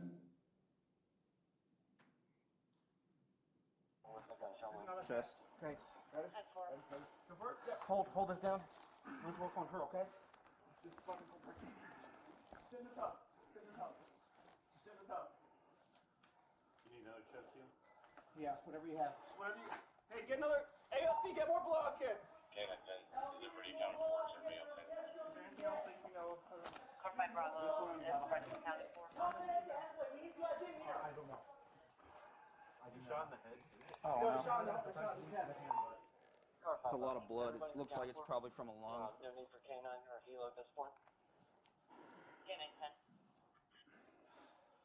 Canine's I right don't there. even know what to do. Firearm. Just leave it. Just leave it. Just leave it where it is. All right. Okay, Yep. since we got this kind of wait for medics, can you talk with him? I don't have a pulse. Stand by 1 second. When you said that time that he did not have a pulse, what did you mean? I was checking again to confirm that I still did not have a pulse on him, ma'am. So is that 3 times that you took a pulse? I believe so, at least. And that last time, were you also checking his neck? Yes, ma'am.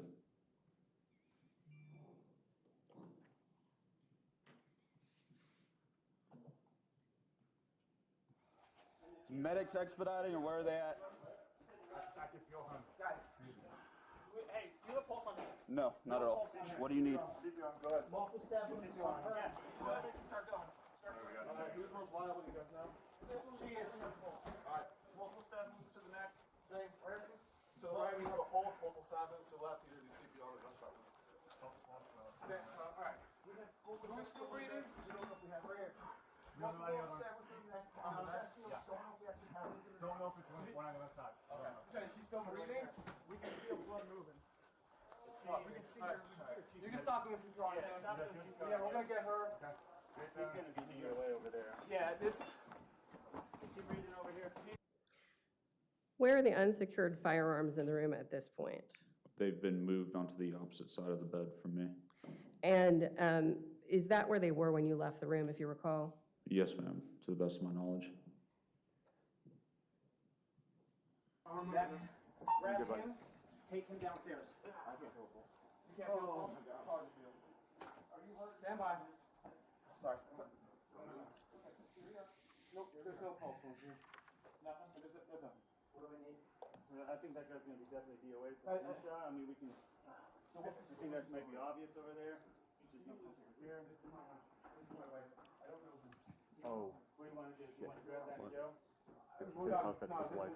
Don't know who this is. All right, that's fine. You wanna get a rhythm on that? Yeah. You want to? I got the monitor. It's right there behind you. You have it? Okay. All right. So where's? Grab the guy over there. Get him down. Don't slide him.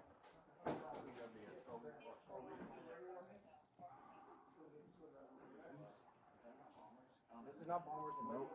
There was 2 on the bed when I came in. Okay, this one's got blood on it. So stay with him. He might. I'm not sure if he doesn't know. I'm gonna wait till we're done. You don't know that guy? No. He's the shooter. Yeah. I'm just trying to figure out where's the gun currently. On the bed. Firearms right here. Leave them right where they are, if that's where we found them. We moved them away. All right, that's fine. They were on the bed again though. You want? Yeah, let's listen. We have a knife right there. You guys are good. Yeah. Hey Sarge, What's up? do you want us to escort him outside? Yeah, right now they're working, so we're gonna be. So, hey, I'm not sure. We're not working. But I'll get him out. So once they, is she gonna be okay? Move her and go? Yeah, let's just move her and go. All right. All right, we're gonna move and go. Very close to escort down.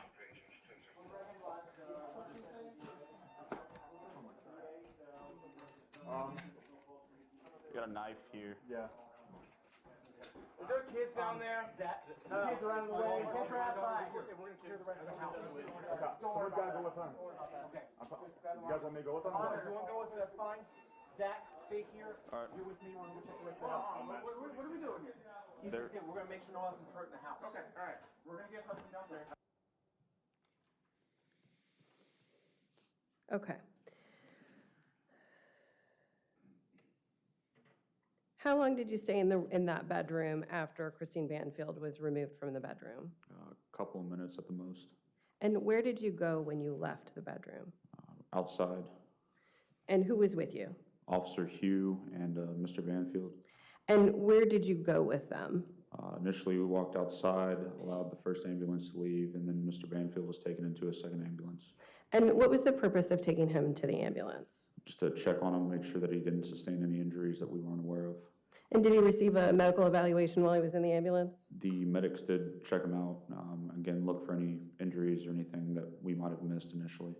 And what, if anything, did you do while you were with him in the ambulance? I searched Mr. Banfield.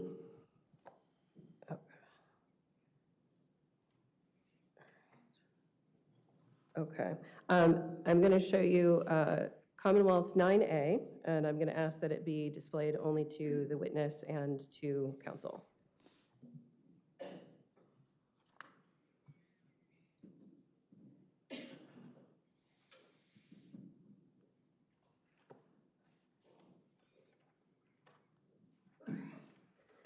Do you recognize these items depicted?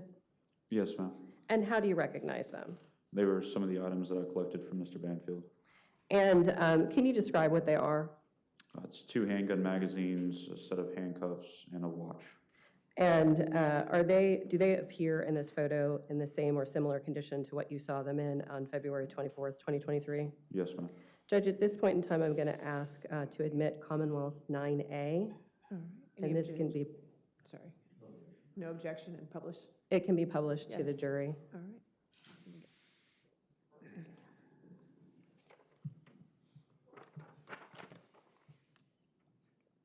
When you received these items, what did you do with them?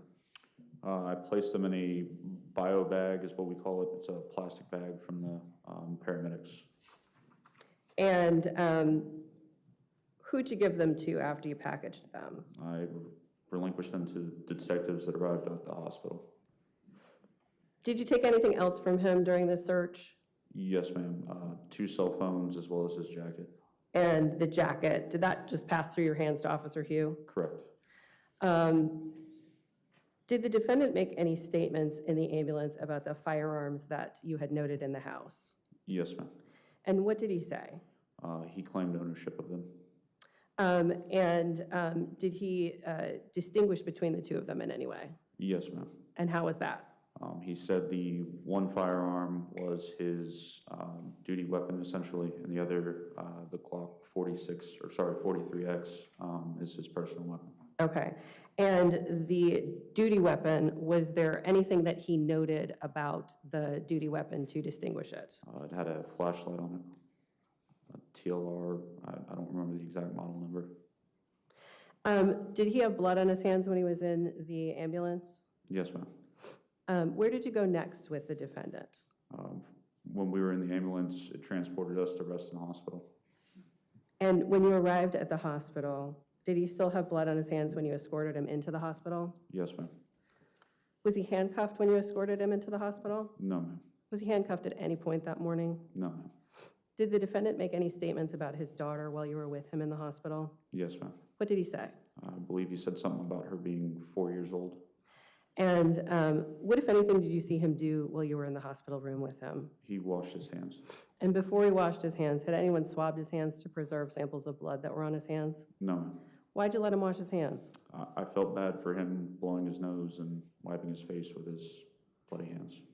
And what, if anything, did you do next? I assisted with anything the detectives needed on scene, and then went back to maintain scene security for the residents. Okay. I am going to show you a few still pictures that are Commonwealths 7, 8, and 9. And if I could have them displayed just to the witness. Can we make it 9B since you have a 9A? Oh, I'm sorry, Your Honor. I meant for them to be, yes, it can be 9B, but I had them as 9 and then 9A, and I just took 9A first, but that's fine. We don't yet have a 9. There is a 9. It's 9 and 9A. She skipped to 9. Okay. Yes. I got you. All right, Yep. so 9 we'll have. Yep. That's fine. Thank you.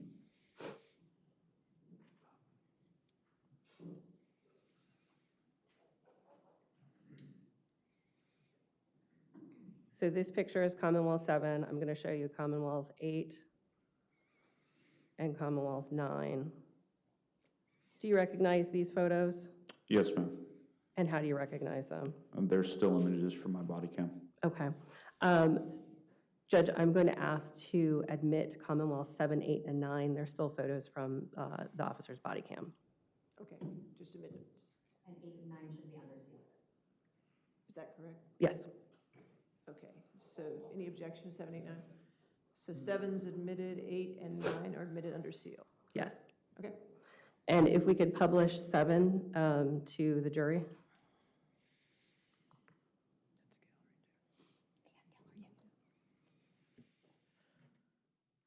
And this view, is this a view of the door as you saw it coming around, coming into the house at first? Yes, ma'am. And this view here, is this the view that you had, the first view that you had of the defendant when you came into the room? Yes, ma'am.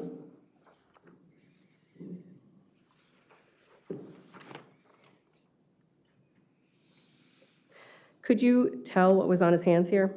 It appeared to be blood.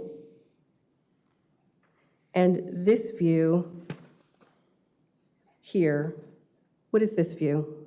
It's a view of Officer Sefiani stepping on the knife. Thank you. Judge, I don't have any further questions at this point for the officer. Mr. Carroll may have some questions for you. Cross-examination?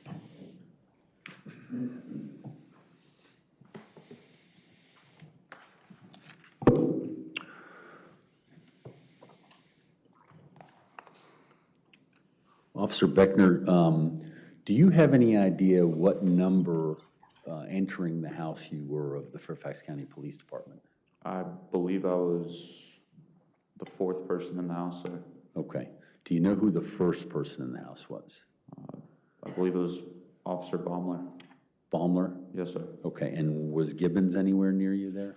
I couldn't honestly remember where he was until I saw him inside the actual bedroom, sir. Okay. And the body-worn camera that we were just looking at, that was a 6-minute. Was that a clip of your entire body-worn camera? It's a portion of it, yes, sir. Okay, so because I think if I recall, your body-worn camera went for nearly an hour. It went all the way through till we were instructed by detectives at the hospital that we were able to turn them off, and essentially they took over from there. So, so some of those things that you answered questions to, like searching my client or taking items from him, that would all be caught on the body-worn camera if it were allowed to continue? Yes, sir. Okay. Now, at any point in this process, was my client not willing to accommodate you with whatever you asked him to do? He did everything I asked him, sir, if that's, Okay. if I'm understanding you correctly. Yeah, that's, okay, that's what I wanted to make sure. And so if you were advised to get swabs from his hands, you didn't expect there would be any problems with that, would you? At that point in time, no, sir. Okay, so just if I recall correctly, in your body-worn camera, the later portion, you're there when he's told by the chaplain at Reston Hospital that his wife had died, correct? Yes, sir. Okay. And when you're talking about crying and blowing his nose, it was after that. Yes, Isn't sir. that correct? Yes, sir. And so up until that time, he was in the original condition as you walked him out. Is that Correct. right? Yes, sir. Okay. And And it's fair to say he, based on your review of your body cam, he was very upset. Yes, sir. He seemed pretty emotional at the time. Okay. And after that, he went over or he was blowing his nose and he got blood on his face and things like that? Yes, sir. Okay. And that's when you acquiesced, I guess, to allowing him to do that? Yes, sir. I was trying to be empathetic at Yes. the time. No, I understand. Was there anybody who told you not to do that? No, sir. Was there anybody who had gave you any advice as you were the person who was supposed to be watching him from that point forward that would suggest that you would know that washing his hands was a problem? Not at the time, no, sir. Okay. Did you get any sort of instructions other than just have him in a separate ambulance than his wife? I didn't even have that instruction, to be honest with you, sir. I mean, his wife was taken as quickly as she could to the hospital to receive treatment, so. Understand. And what we just talked about would show on your further body cam? Correct, yes, sir. Okay. Now,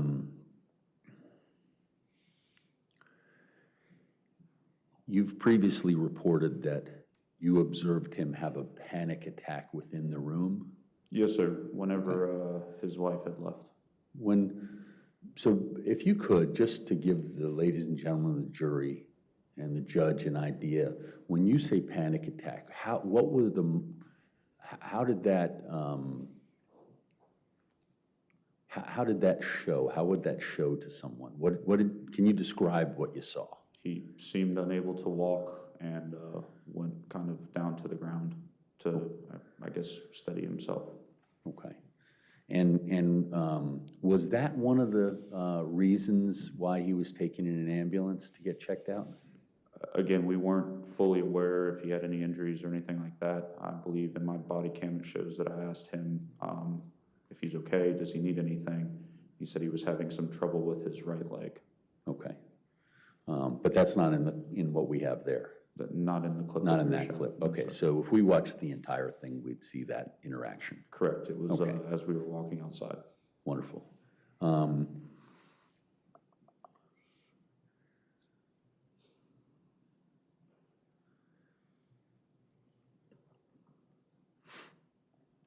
And were you present when the doctor addressed the spasms that were in his leg? Yes, sir. Okay, and what did the doctor tell him? I don't honestly remember, sir. Okay.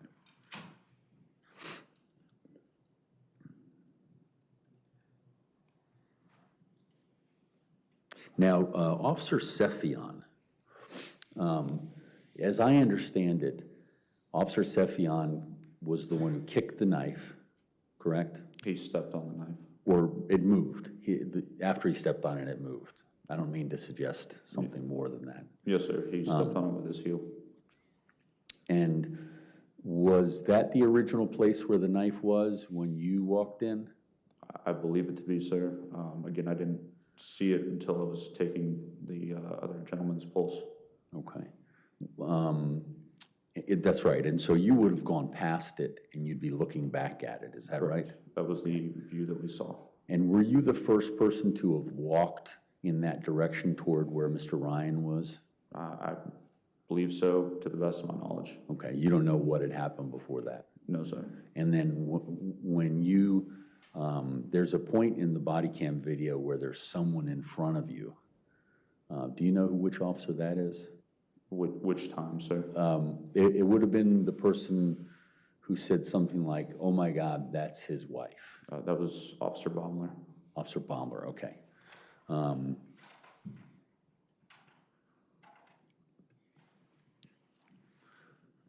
Just bear with me, sorry.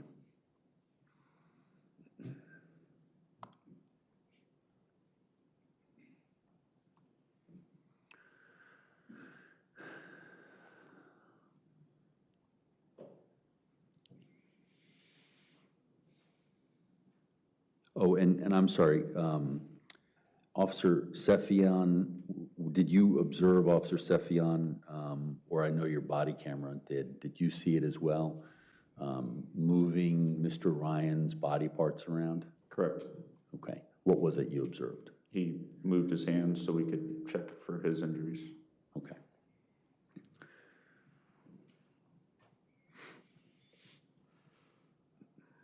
I don't have any further questions, Judge. All right, redirect. Judge, court's indulgence for one. Yes, ma'am.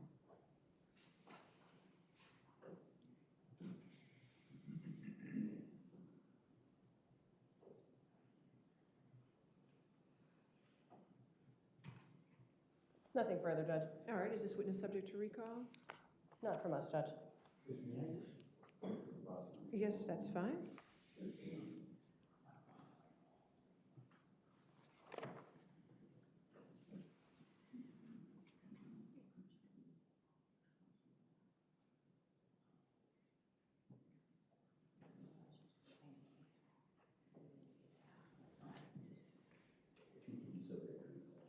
Oh, sorry.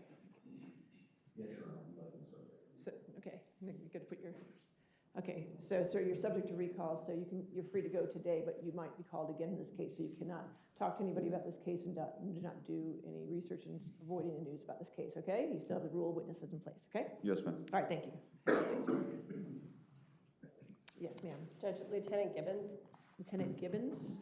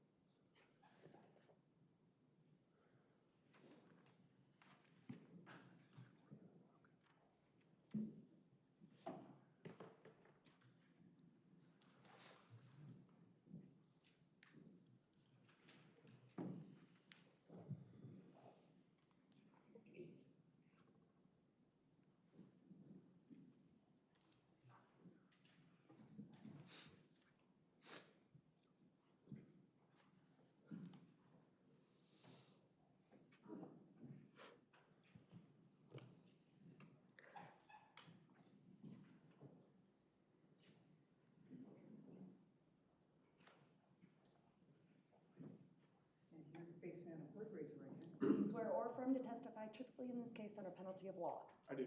Thank you.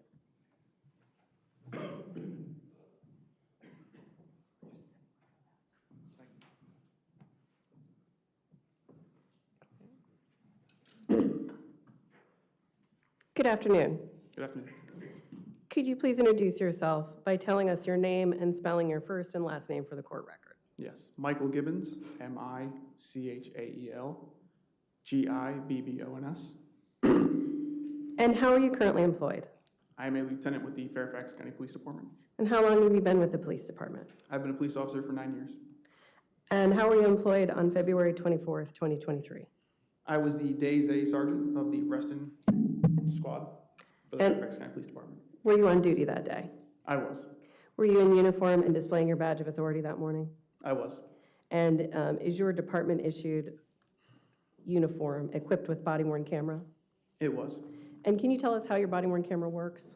Our body-worn cameras are activated either manually or automatically upon activation of emergency lights and sirens, firearm being removed from the holster, or a taser also being removed from the holster or activated. And at the end of the day, what happens with your body-worn camera? They're put into a dock so they can be uploaded. And Lieutenant Gibbons, drawing your attention to the morning of that date, February 24th, 2023, did you respond to a call for service that day? I did. And where did you respond? I responded to 13230 Stablebrook Way, which is in Herndon, part of Fairfax County. And can you describe the neighborhood as you saw it on that day? Residential neighborhood in Fairfax County.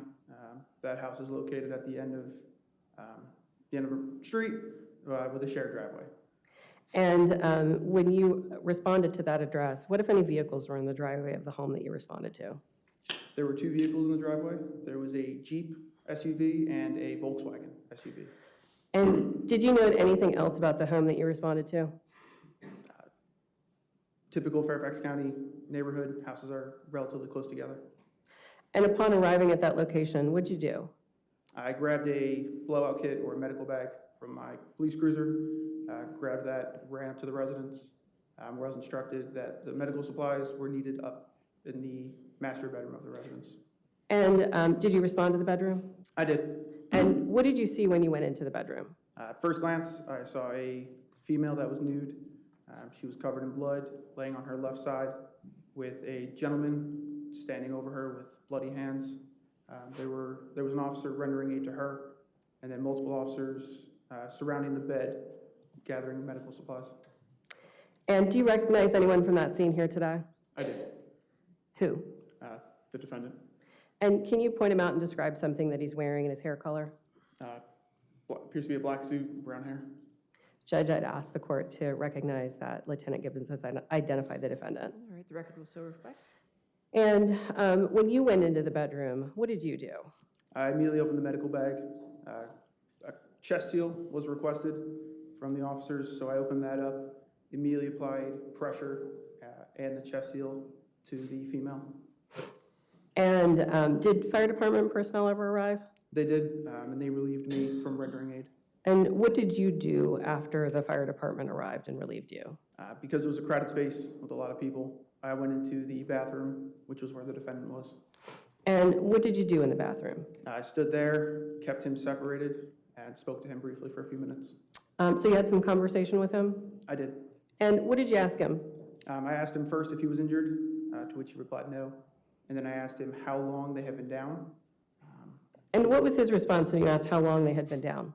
He said, I followed up that question with, since you called, to which he replied, she called. She had to find her phone. My hands were covered. And did he ever ask about his wife or Joe Ryan? He first asked, does he have a pulse? To which I believe I replied, I'm not sure, or I don't know. He did follow up with, is she breathing? Or is she going to be okay? Was what he said. And did he say anything about his daughter? Later in the conversation, it was mentioned that there was a child in the residence. He did ask about her, and I advised him that the au pair had gotten her out of the house. And how long do you think that your conversation lasted with him in the bathroom? Not more than a few minutes. And what happened after the two of you spoke in the bathroom? After we spoke, the fire department was carrying the female out of the residence. So I had two officers ready to escort the defendant out, to which he started to become upset. And we waited a minute so he could collect himself. Then they escorted him outside of the residence. Okay. At this point in time, I am going to ask for Commonwealth 10 to be displayed to the witness and to counsel only.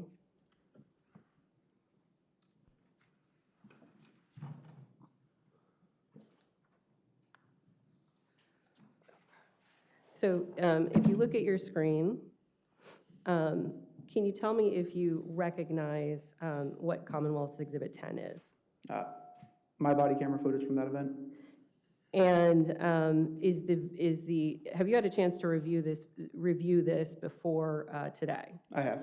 And is the video that we see that we're going to see, is it a fair and accurate depiction of what you initially saw and did that morning as you responded to this call for service? It is. Judge, I'm going to ask the court to admit Commonwealth 10. I'm going to ask that it be played to the jury and counsel only, and I'm going to ask for it to be sealed. All right, any objection? No objection, Your Honor. All right, 10 is an evidence under seal.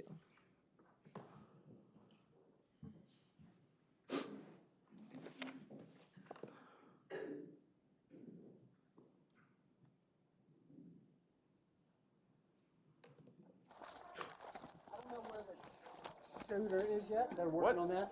No, not the shooter stuff, but I think it's upstairs. Where do we block it? Top and bottom. She's grabbing the 4-year-old. Okay, perfect. Where you at, left or right? Left. I need chest seal on her, and how we're kind of fighting right now. Just stay at that, stay at that. There's another one behind me. Hey. Open this up from over. Yeah, I got that right for him. Okay, go. What do we need, chest seal? Check for a pulse for the guy behind me. Yeah. Zach, go ahead. He's breathing, so. Chest seal. We got one guy up here, gunshot wound, one female, multiple stab wounds. Holy shit. Can someone do this for me? I got one hand kind of tied up now. Up this way. Just go in the tub. Go sit in the tub. He's in the bathroom, up here. Where do you need chest seal? He's got on the neck. Multiple stab wounds on the neck. Ready? As soon as I let go. Go for it. Ready? Go for it. Ready? And this one. Listen, chest wall. Get another one. There's another half. Ready? Go for it. Yep, pull this down. Let's work on her, okay? It's just fucking high pressure. Just sit in the tub. Just sit in the tub. You need another chest seal? Yeah, whatever you have. Just whatever you.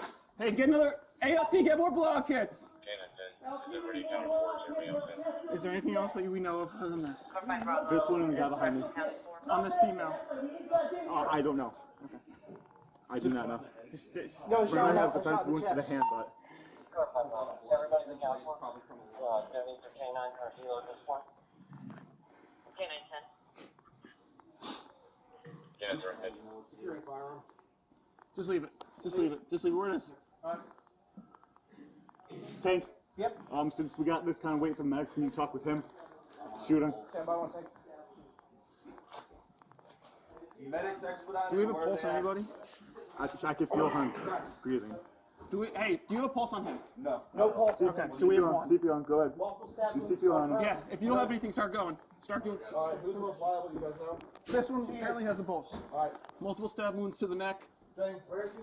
To the right, we have a pulse, multiple stab wounds. To the left, there's a CPR on the gunshot wound.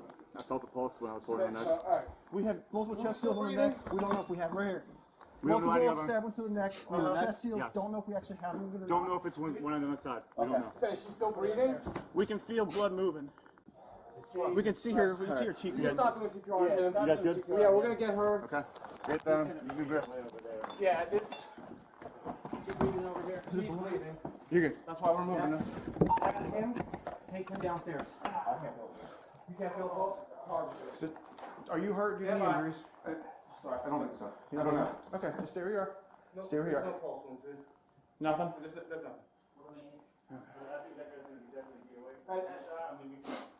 So what's the story? Do you live here? This is my house. This is my wife. I don't know him. You don't know him. This is your wife. The other woman is our au pair, Nanny. Where is she? I don't know. Okay. I don't know. How long have they been down? It's right there. How long? Right when you called us? She called. She had to find her phone. My hands Okay. were covered. All right. You're gonna stay right here with me until we get this sorted out a little bit, okay? You don't have any injuries that you know of? Okay. Okay. All right. He doesn't know. That's your wife. This is my wife. Yeah. So he's. Yeah. You don't know that guy at all? I don't know. He's a shooter. Yeah. I know. I'm just trying to figure out where's the gun currently. Leave them right where they are, if that's where we found them. We moved them away. All right, that's fine. They were on the. Just.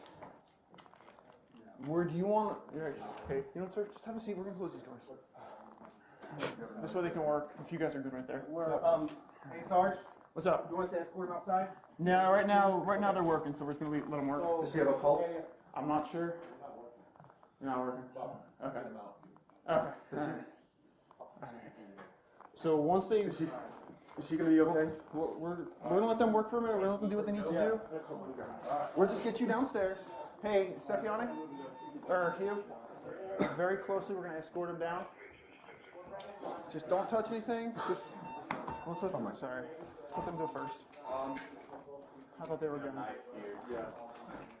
Is there kids down there? The kids are out of the My daughter's here.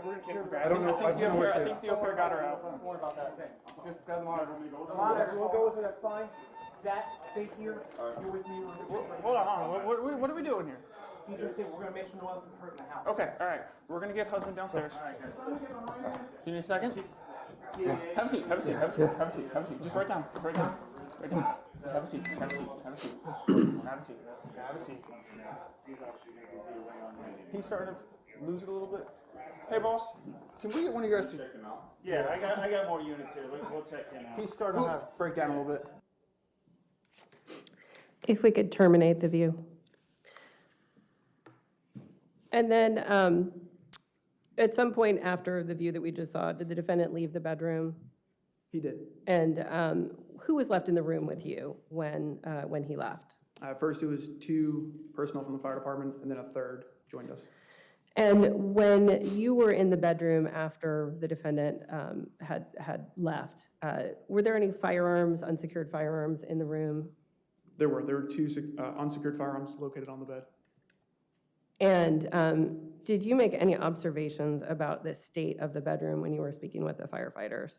Yes, I noticed and stated that the blood appeared to have been there a while.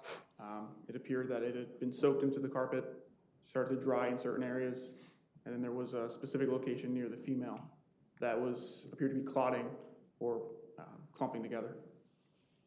I don't have any more questions for you. Mr. Carroll is going to have some questions for you. All right, cross-examination.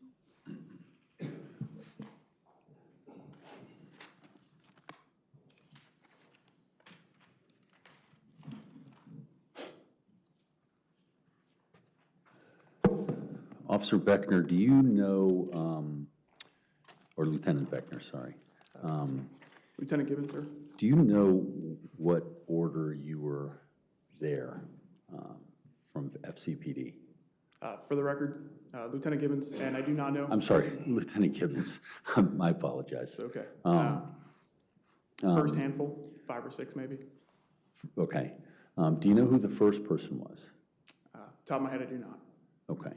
And so you essentially at the moment you got in, you took over kind of custody or observation of my client, correct?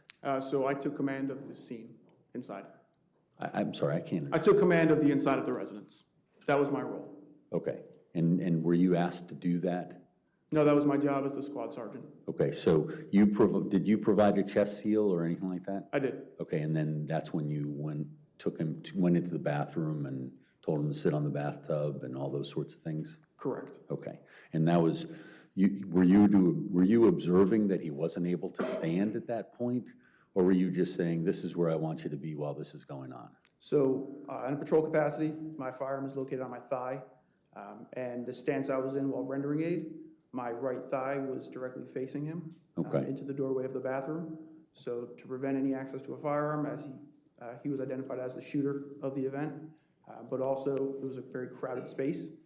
So I determined the tub was a safe location for him to be, either sitting in it, on it, outside of where we needed to work.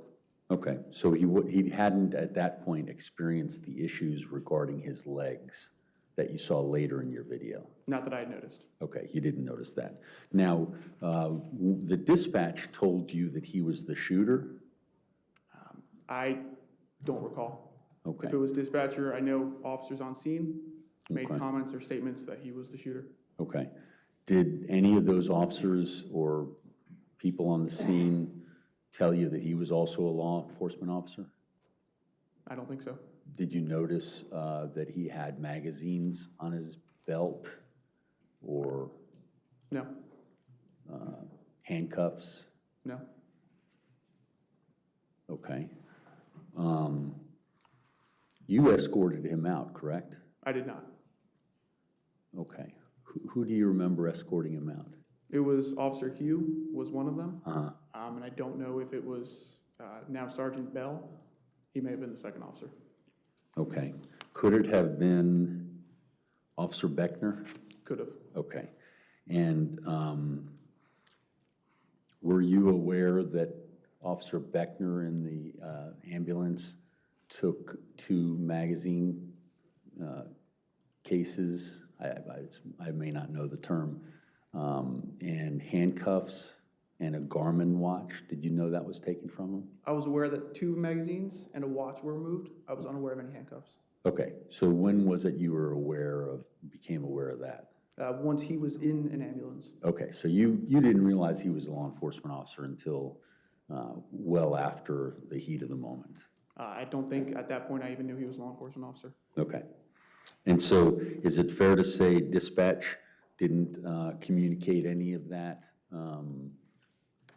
information, or would you have missed it if it was communicated? There's always information that potentially gets missed, especially on a high priority call, where you're trying to get to a residence or a scene as fast as you can to render aid and try to save a life. So if they did, and it was voiced or written in a CAD, I did not notice. Okay. And have you reviewed your CAD or any of those records from that day? I've reviewed my body camera footage. I did not review the CAD comment, the CAD event. Now, is the body cam footage that we just saw, is that a portion of it, or is that all of it? That's a portion. Okay. And how many more minutes are there that we didn't see? Without looking at the timestamp, a couple minutes. Okay. When do you recall, so I think Ms. Bristler may have asked you about how the body camera works and how it gets started. How does it get shut off? Excuse me. Usually manually, unless it runs out of battery. Okay. Did you run out of battery? No. Okay. So manually you shut it off at some point. Correct. How long after the last scene we saw in that audio or video clip was it? A few minutes. Okay. No. And would it have been, do you know where it would have been? After the defendant was in an ambulance, Okay. and I was told that there were 2 magazines and a watch removed from his person. Okay. And then you shut it off? Correct. Okay, I gotcha. Now, your observations that you made regarding the room, do you have training in those observations? As a law enforcement officer, we're trained to make observations, take note of things that will help investigators. I have taken numerous classes through our academy, one of which, I don't know the specific name of it, is involving blood specifically. Okay, and so you knew what clotting looked like? I knew what dry blood looked like, and I knew the blood as it was clumping. I don't know the technical term. Okay. I'm not an expert for that. Gotcha. But my observations at the time, Okay. that's what it appeared to be. Okay.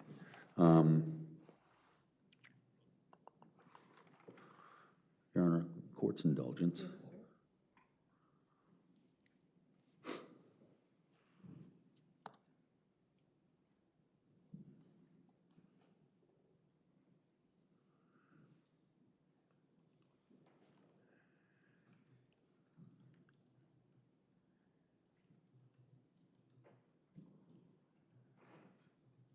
Now, you had testified that he had asked about his daughter, which we hear on the body cam, and then you testified that he became upset and broke down. Was that simultaneous to that?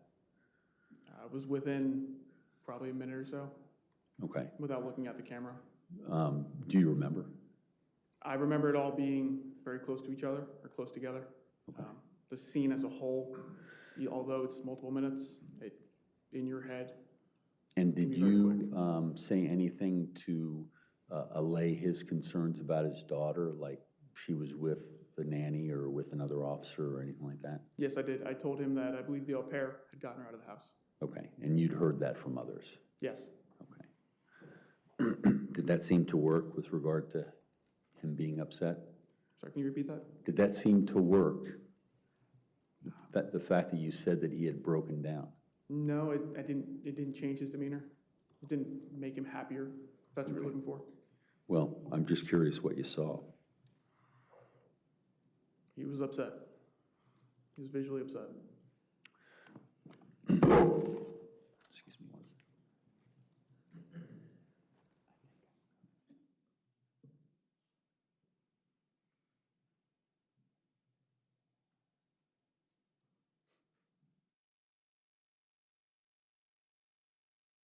All right, redirect. Court's indulgence for 1 moment.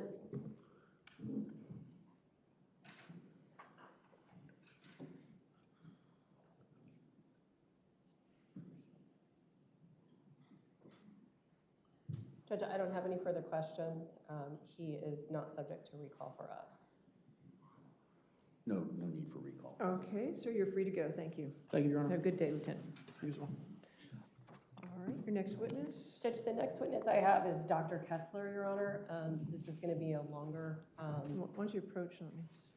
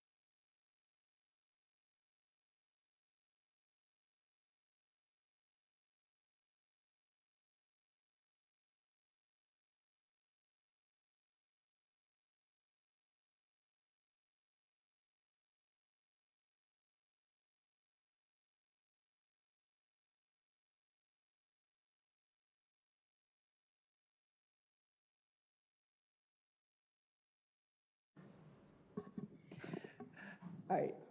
Ladies and gentlemen, in planning the nature of the course of the evidence in the afternoon, we're going to go ahead and take an early lunch recess at this point from 12:30 to 1:30. That way we'll have more continuity with the evidence as it comes in today, okay? So let's go ahead and do that. Go back with the deputy. She'll give you all your lunch options. Please do not discuss the case and don't do any outside research, okay? Thank you. We'll see you back at 1:30.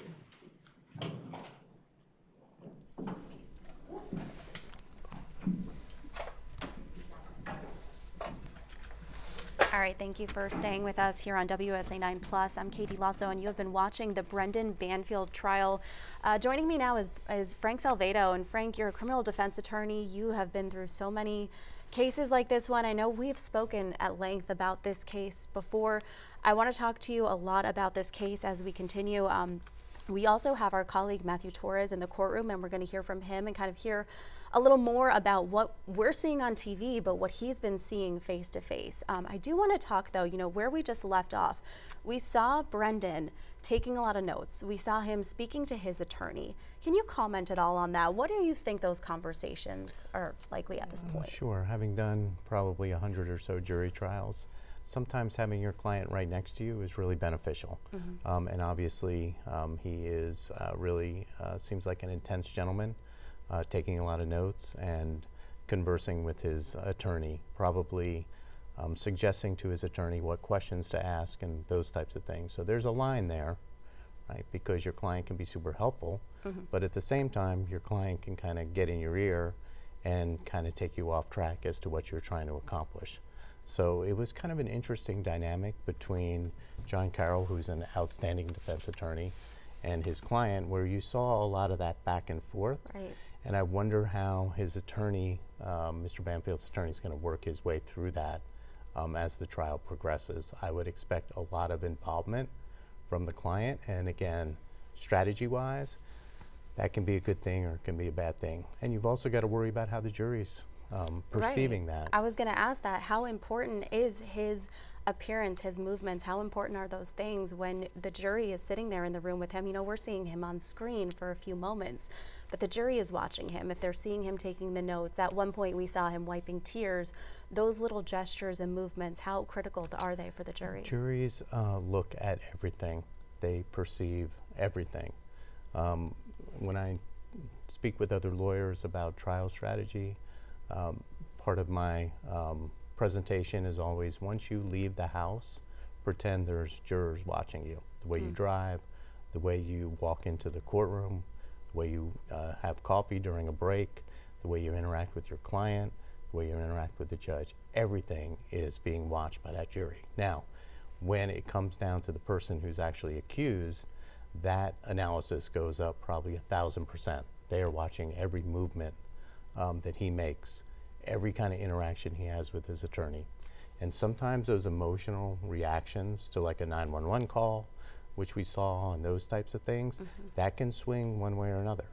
A juror could perceive that as raw emotion, very genuine, and that could be very helpful to the defense. But if some of the jurors perceive that as perhaps forced, then that can be really deadly for somebody who's on trial literally for their life.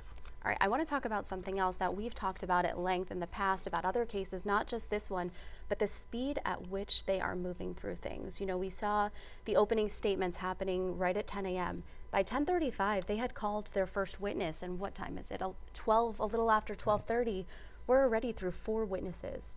Is speed an important thing here, the pace at which they're moving? How critical and important is that? Yeah, it really depends. You know, trials come down to moments in time. You know, if I asked you what you did last week, you could probably recite a few moments that were memorable to you last week. Jurors are the same way. Jury trials are the same way. Jurors are going to remember certain moments in time. Opening statements, they're going to remember that, and that's the way they're going to kind of frame the way they look at the evidence. They're going to look at certain cross-examinations, certain moments in time, and you just don't want to rush those moments. So on the prosecution side, if they're rushing through their case, sometimes things get lost and the jury just kind of forgets about things that maybe the prosecutor wanted to emphasize. On the defense side, you really want to emphasize those points that are really critical and enjoy and appreciate those moments in time. This trial is going at breakneck speed as far as I can tell. They picked a jury in less than a day. This judge is very efficient. They're moving through the witnesses quickly, but at the same time, I think when it gets to be an important segment of this trial, I think both sides will slow down a little bit, because right now, for my taste, it's going a little bit too quickly. I was going to say, is it too fast at this point, or is it just right and we'll see how it plays out? I think it's just right at this point, but there will be critical moments coming up that both sides have to capitalize on, and if they fail to capitalize on those moments in time, then that could be fatal to either side, either the defense or the prosecution. I want to get back to one of those critical testimonies that we're going to be hearing from. Obviously not. I imagine we would not be hearing from it today, but let's talk about the opening statements first. You know, from the prosecution, we heard what was expected to be heard. They painted this picture of Brendan Banfield as some kind of monster who came up with an elaborate scheme to kill his wife and pin it all on a man named Joseph Ryan. Was that surprising to you? That was completely unsurprising. I felt that the closing was, or the opening statement was very regimented. It was very precise. It was very short. Right. And just kind of parroted what we've kind of seen in the press and in some pretrial motions in terms of what the prosecution's theory is in this case. So the prosecutor's opening was not surprising. In fact, I think it was fully expected. It was nicely presented. It was done efficiently. And I think jurors probably appreciated that they got right to the point. So the prosecution's opening was not surprising at all. Do you think it was in any way, you know, we've been talking about their theory for months, almost 3 years now, but do you think it was too much information for the jury to take in it all at once? I don't think so. I err on the side of giving a much longer opening statement than other attorneys do, and sometimes Judges even want those short opening statements. But in my view, opening statements are even more critical in a jury trial than closings, because people will make a first impression, and then they will see that evidence through that first impression. So if your people's first impression of you is an experienced attorney who speaks the truth, who is very credible, the jurors will look at that all throughout the trial as, wow, I will conform, I will kind of pigeonhole that perception into the evidence as it comes out. So I think opening statements are absolutely critical. Studies have found 70 to 80% of the jurors actually reach some type of preliminary conclusion in their mind right after opening statements. Really? Wow. Okay. Well, let's talk about the defense's opening statement. So, you know, from what I took away, he had 3 main points. His first point was he immediately painted the picture that Christine was killed by Joseph Ryan, not Brendan Banfield. So he immediately went to blaming another person for the death of Christine Banfield. He then was talking a lot about how Juliana Peres Magalhaes, who is the family's au pair, that she took a plea deal. She is going to be one of the star witnesses in this trial, as we know. We'll talk about her more in a bit, but you know, he painted this picture of how she took that plea agreement only after she was arrested, and she agreed to testify against Brendan Banfield, and in exchange, she's going to be pleading to a manslaughter charge and essentially be given time served. And then the third thing he really talked about was that the forensic evidence negates this theory that the prosecution has presented that this was all a setup. Let's start with the concept of blaming it all on Joseph Ryan. Is that a surprise for you? The entire defense opening, as this trial got teed up, it was kind of a mystery. There's different types of opening statements that you can give. Some lawyers just say, keep an open mind and we'll go through the evidence and that type of thing. That is completely ineffective. And when lawyers do that, it literally drives me up the wall. You have to put out your case right away to the jury. I don't even like to use the word theory of the case. This is what happened. And I thought that the defense attorney here, Mr. Carroll, did a really good job at putting it right to the jury.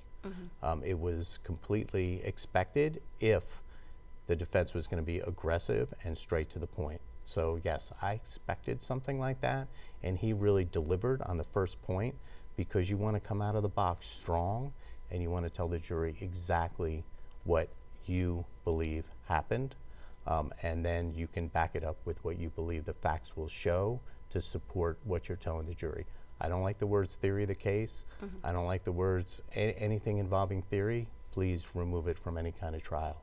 And I think John Carroll did a really, really nice job at putting that first point directly out to the jury. How important do you think that's going to be down the road when they're the prosecution is trying to blame this on Brendan, and his first statement to the jury is that no, this other person was the person? It's that first impression. So if Mr. Carroll, who again is an experienced attorney with a lot of credibility, if the jurors feel like, wow, he's a real truth teller, we trust him, then as that other evidence comes in, the jurors are going to look at it in a certain way to kind of support that first impression. Okay, let's talk about Juliana Peres Magalhaes, the family's au pair. It's alleged that she was having an affair with Brendan Banfield. That didn't really come up much in the defense's opening statements. But what they did say is that she's not credible. They mentioned the body camera footage, that initial body camera footage we saw where she was saying, you know, Brendan shot him because he was stabbing her. And then they talked about how her story changed when she spoke to investigators after she had been arrested. What is the importance of pointing those things out right up front? Well, there's a couple of different things, right? First of all, you're talking about pure credibility. When a person says story A and then they switch it to story B, right away you have a credibility problem. If I told you it was raining out and I came in and had sunglasses on, you know, that doesn't look right. So that first element of lying or changing your story, whether the first one was the truth and the second one's a lie, or is the first one a lie and the second one is the truth, right away you've got a real problem with credibility. Then on top of that, you have an issue with the plea deal that she reached. This is a pretty extraordinary plea deal. It's essentially a get out of jail plea deal. I wouldn't say free, because obviously she's pled to a reduced charge. Right. But this is a pretty sweet deal for her. And her lawyers did a really nice job probably negotiating that deal with the police and the prosecutors. But that is a key element of credibility. And that's something that the defense is going to harp on a lot as this trial goes on. Okay, so what we're seeing right now is a live look outside of the courthouse where this has all kind of been unfolding. And I believe we have my colleague Matthew Torres, who was in the courtroom. He's been following this, but he's also been in the courtroom. So, you know, we've been seeing that video of Brendan in the courtroom and the conversations he's having with his attorney. And I do want to get back to what we were talking about in a moment, but I want to go first to Matthew Torres, who can talk a little bit more about what we can't see. Matthew, can you hear us? So Matthew has been in the courtroom for us, and we're hoping we can chat with him a little bit about what kind of has been unfolding. Matthew, can you hear us? Looks like we may not be able to hear Matthew quite yet, but we are going to talk to him momentarily. And so when we do hear from him, Matthew, if you can hear us, we're hoping to speak with you a little bit. So we'll go back to Matthew in a moment. He's been in the courtroom, and he should be able to give us a better idea really of what has been unfolding that we can't see. Those private conversations you and I were talking about, and how Brendan seems to be really conversing with his attorney. We saw those moments of emotion. We also saw him taking a ton of notes. I would love to see what those notes say. I'm sure you would as well. You know, what do you think is going to be the most important thing for the jurors when they're watching this? What do you think is the most important? I'll be curious as to see what your in-courtroom reporter says. Right. For example, when he shows emotion, are the jurors looking at him in a skeptical manner, or are they shedding a tear also? Like, how are they perceiving him? He does appear to be writing a lot of notes. He appears to be kind of wouldn't say in control of his defense, but definitely participating heavily in his defense. And some jurors may take that as a really good thing, as, wow, you know, if my life was at stake, I would want to be participating with my lawyer too. Some jurors might see that as overly controlling, and that would really be a question for your in-courtroom reporter to see what kind of perception he may be getting from those jurors. I'm also curious, you know, we understand that yesterday Brendan's family, his parents, were in the courtroom as well. How important is it for family members and people who support somebody who's on trial for murder? How important is that? It is. It's super important. Jurors don't decide things in a vacuum. They are human beings. They will be walking through courtroom security with some of those same family members. Okay. And they will be watching everything. So that family support is super important, and really there's probably two sides to this courtroom. Right. It's probably the victim side, and the accused side probably are sitting on opposite sides. And it doesn't take the jury long to kind of see and perceive what kind of support each one has. Thank you so much, Frank. It does look like we do have Matthew Torres. Matthew, if you can hear us, we'd love to know more about what you're seeing in the courtroom. We've been talking a lot about how we've been kind of seeing Brendan communicating a lot with his attorney. We saw him at one point getting emotional. Can you speak to what has been the conversation really and the reaction to him? Yeah, I think people started noticing when he was starting to wipe what appeared to be tears and putting his head down. People really directed their focus on him, because when he started doing that, it was at the moment that the 911 calls were being played. Specifically, when you heard him saying, "I shot him," saying that he was a federal agent, this is his house, that he shot Joseph Ryan, and that Ryan allegedly stabbed Christine. And so that was a moment where he really perked up as well, and then that's when you see him kind of wiping across his head and across his eyes. So that's something you easily noticed in the courtroom. And just a few rows behind him were his parents, and then just directly across the room were the parents of Christine Banfield, and appeared to be a sister of hers as well. And so that was really a moment in the courtroom, but also that what you guys really don't get to see, the reaction from the jury on the side there, specifically when they were showing the body cam footage from the first officer who responded, because really that was setting the scene, that was showing just how bloody the scene was inside that bedroom where you saw both Christine Banfield and Joseph Ryan. Specifically, one of the jurors had his mouth over his mouth the entire time. Obviously, seeing the evidence for the first time and seeing just how gruesome that bedroom looked like. And to be clear, us in the gallery, we weren't able to see that video. They really just kept that to the witness, the jurors, and the judge, and of course the attorneys. And just behind that specific juror that I mentioned, there were also three others I could observe. They're putting their hand just over their head like this, brows frowned. You can see how upsetting it was to see that scene for the very first time. And as you guys have watched during this entire streaming, eventually they had other detectives and officers testify, showing their body cam footage. And you can see at that moment where jurors really, I would think, gotten used to seeing the blood and seeing the scene there, specifically in the bedroom. And so as far as Christine Banfield's family, I'm sitting about a couple rows just behind them. They really haven't shown much emotion during this whole time, as well as Banfield's parents on the other side of the room from where I was sitting. If anything, the most emotions that we saw, again, were from Brendan Banfield, specifically when they were airing and playing those 911 calls. And so, as you guys have already gone through some of the key moments from this, as I'm talking to my colleague and really other people gathering in the hallway right now, the opening statements from the Commonwealth really stood out as far as laying out the alleged plan to have Joseph Ryan come to that house, and specifically telling him not to stop when it comes to that sexual rape violence fantasy that was really a center of what the Commonwealth said. And as we have covered in the hearings last year, the defense is really going to hammer the 2 points, discrediting Juliana Magalhaes, the au pair, as far as what the attorney says, John Carroll, that she flipped the narrative to testify on behalf of the Commonwealth against Banfield. So you can tell that he's really going to hammer that soon, I'm assuming, once she testifies, which we still don't know to this day, when she will be taking the stand. And as well as the argument that Fairfax County Police did not consider other theories or other potential reasoning behind the murders, really alleging that the turmoil within the investigators and police and having people move positions because they didn't agree with the catfish theory.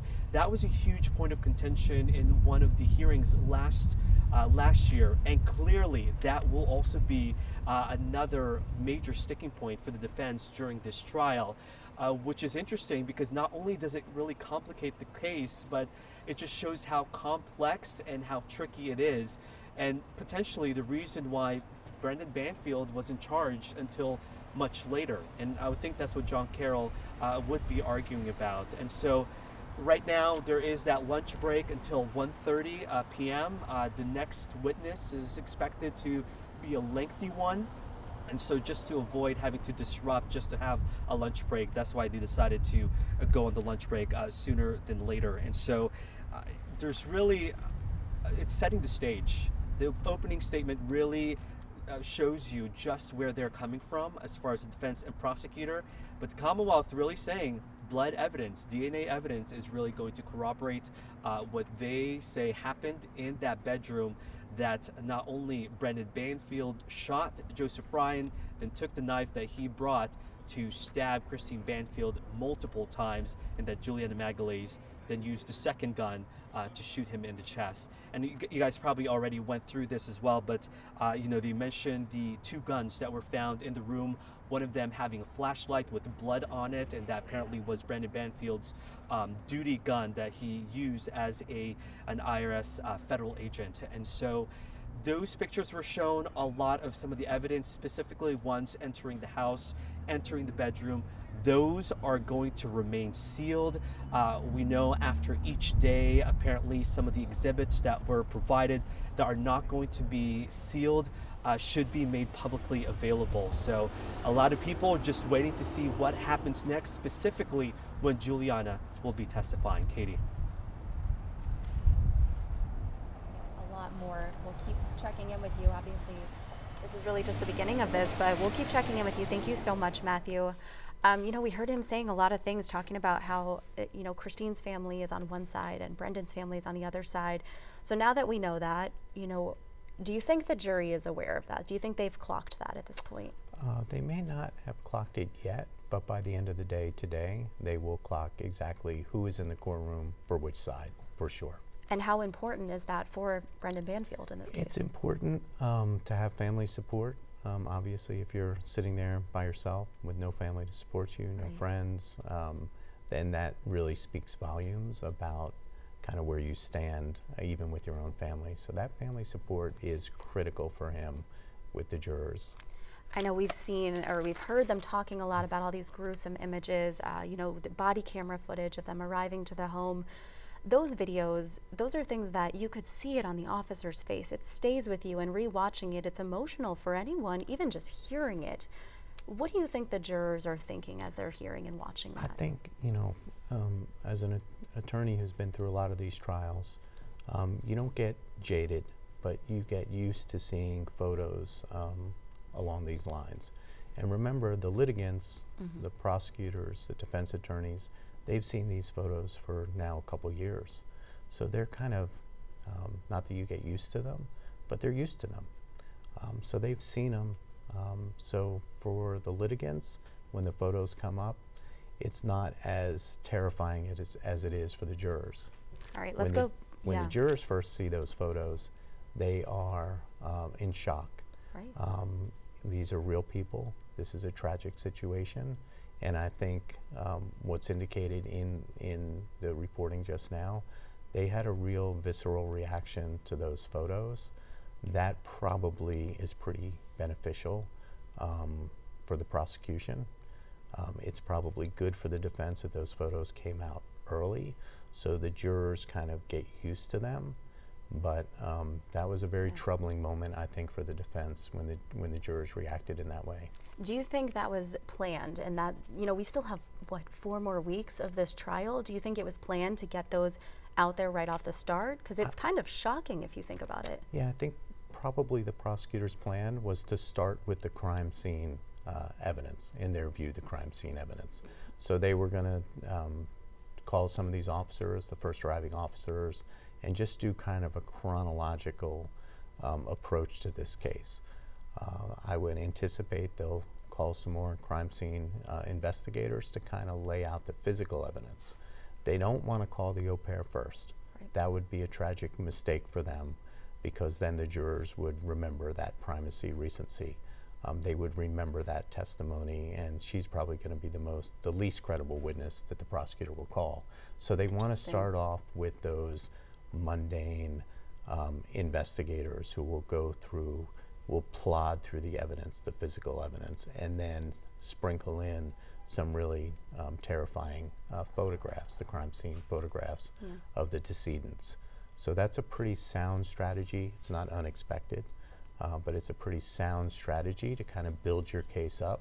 You don't want to have that au pair be your first witness. You want to have her more towards the end, in my opinion. Now, you mentioned she's the least credible witness, but some have said she's also the most important witness.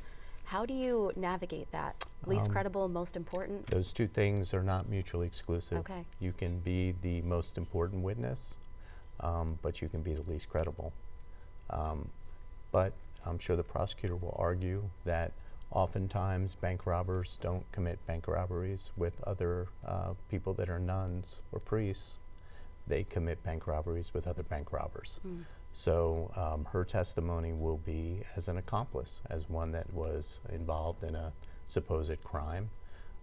That can be pretty persuasive testimony. The problem, I think, with her testimony, other than her flip-flopping, is going to be with the deal that she reached with the prosecutor. That is a direct reflection on the prosecutors in the courtroom, and sometimes jurors can look at that in a very skeptical way. At this point, if you're the attorney, are you feeling like the jury believes your client at this point from what you've seen unfolding? That is tough to say. When I give an opening statement to a group of people, you have, 16 people here, you can pretty much tell, or unless you're completely detached, kind of which way people are leaning. Once you look somebody in the eyes and you talk to them very directly, you can get a pretty good idea. So that's a tough question unless you're actually standing there in front of that jury. I would think, though, given the nature of that opening statement, I think the jurors are finding Mr. Carroll credible and trustworthy. Thank you so much, Frank Salvedo. He's going to be here with us when we return. If you are watching on YouTube, we do want to let you know that you are going to need to refresh your stream. Just give it about 20 seconds or so and then hit that refresh button. But we will be right back here on WUSA9.com, plus, and of course, online.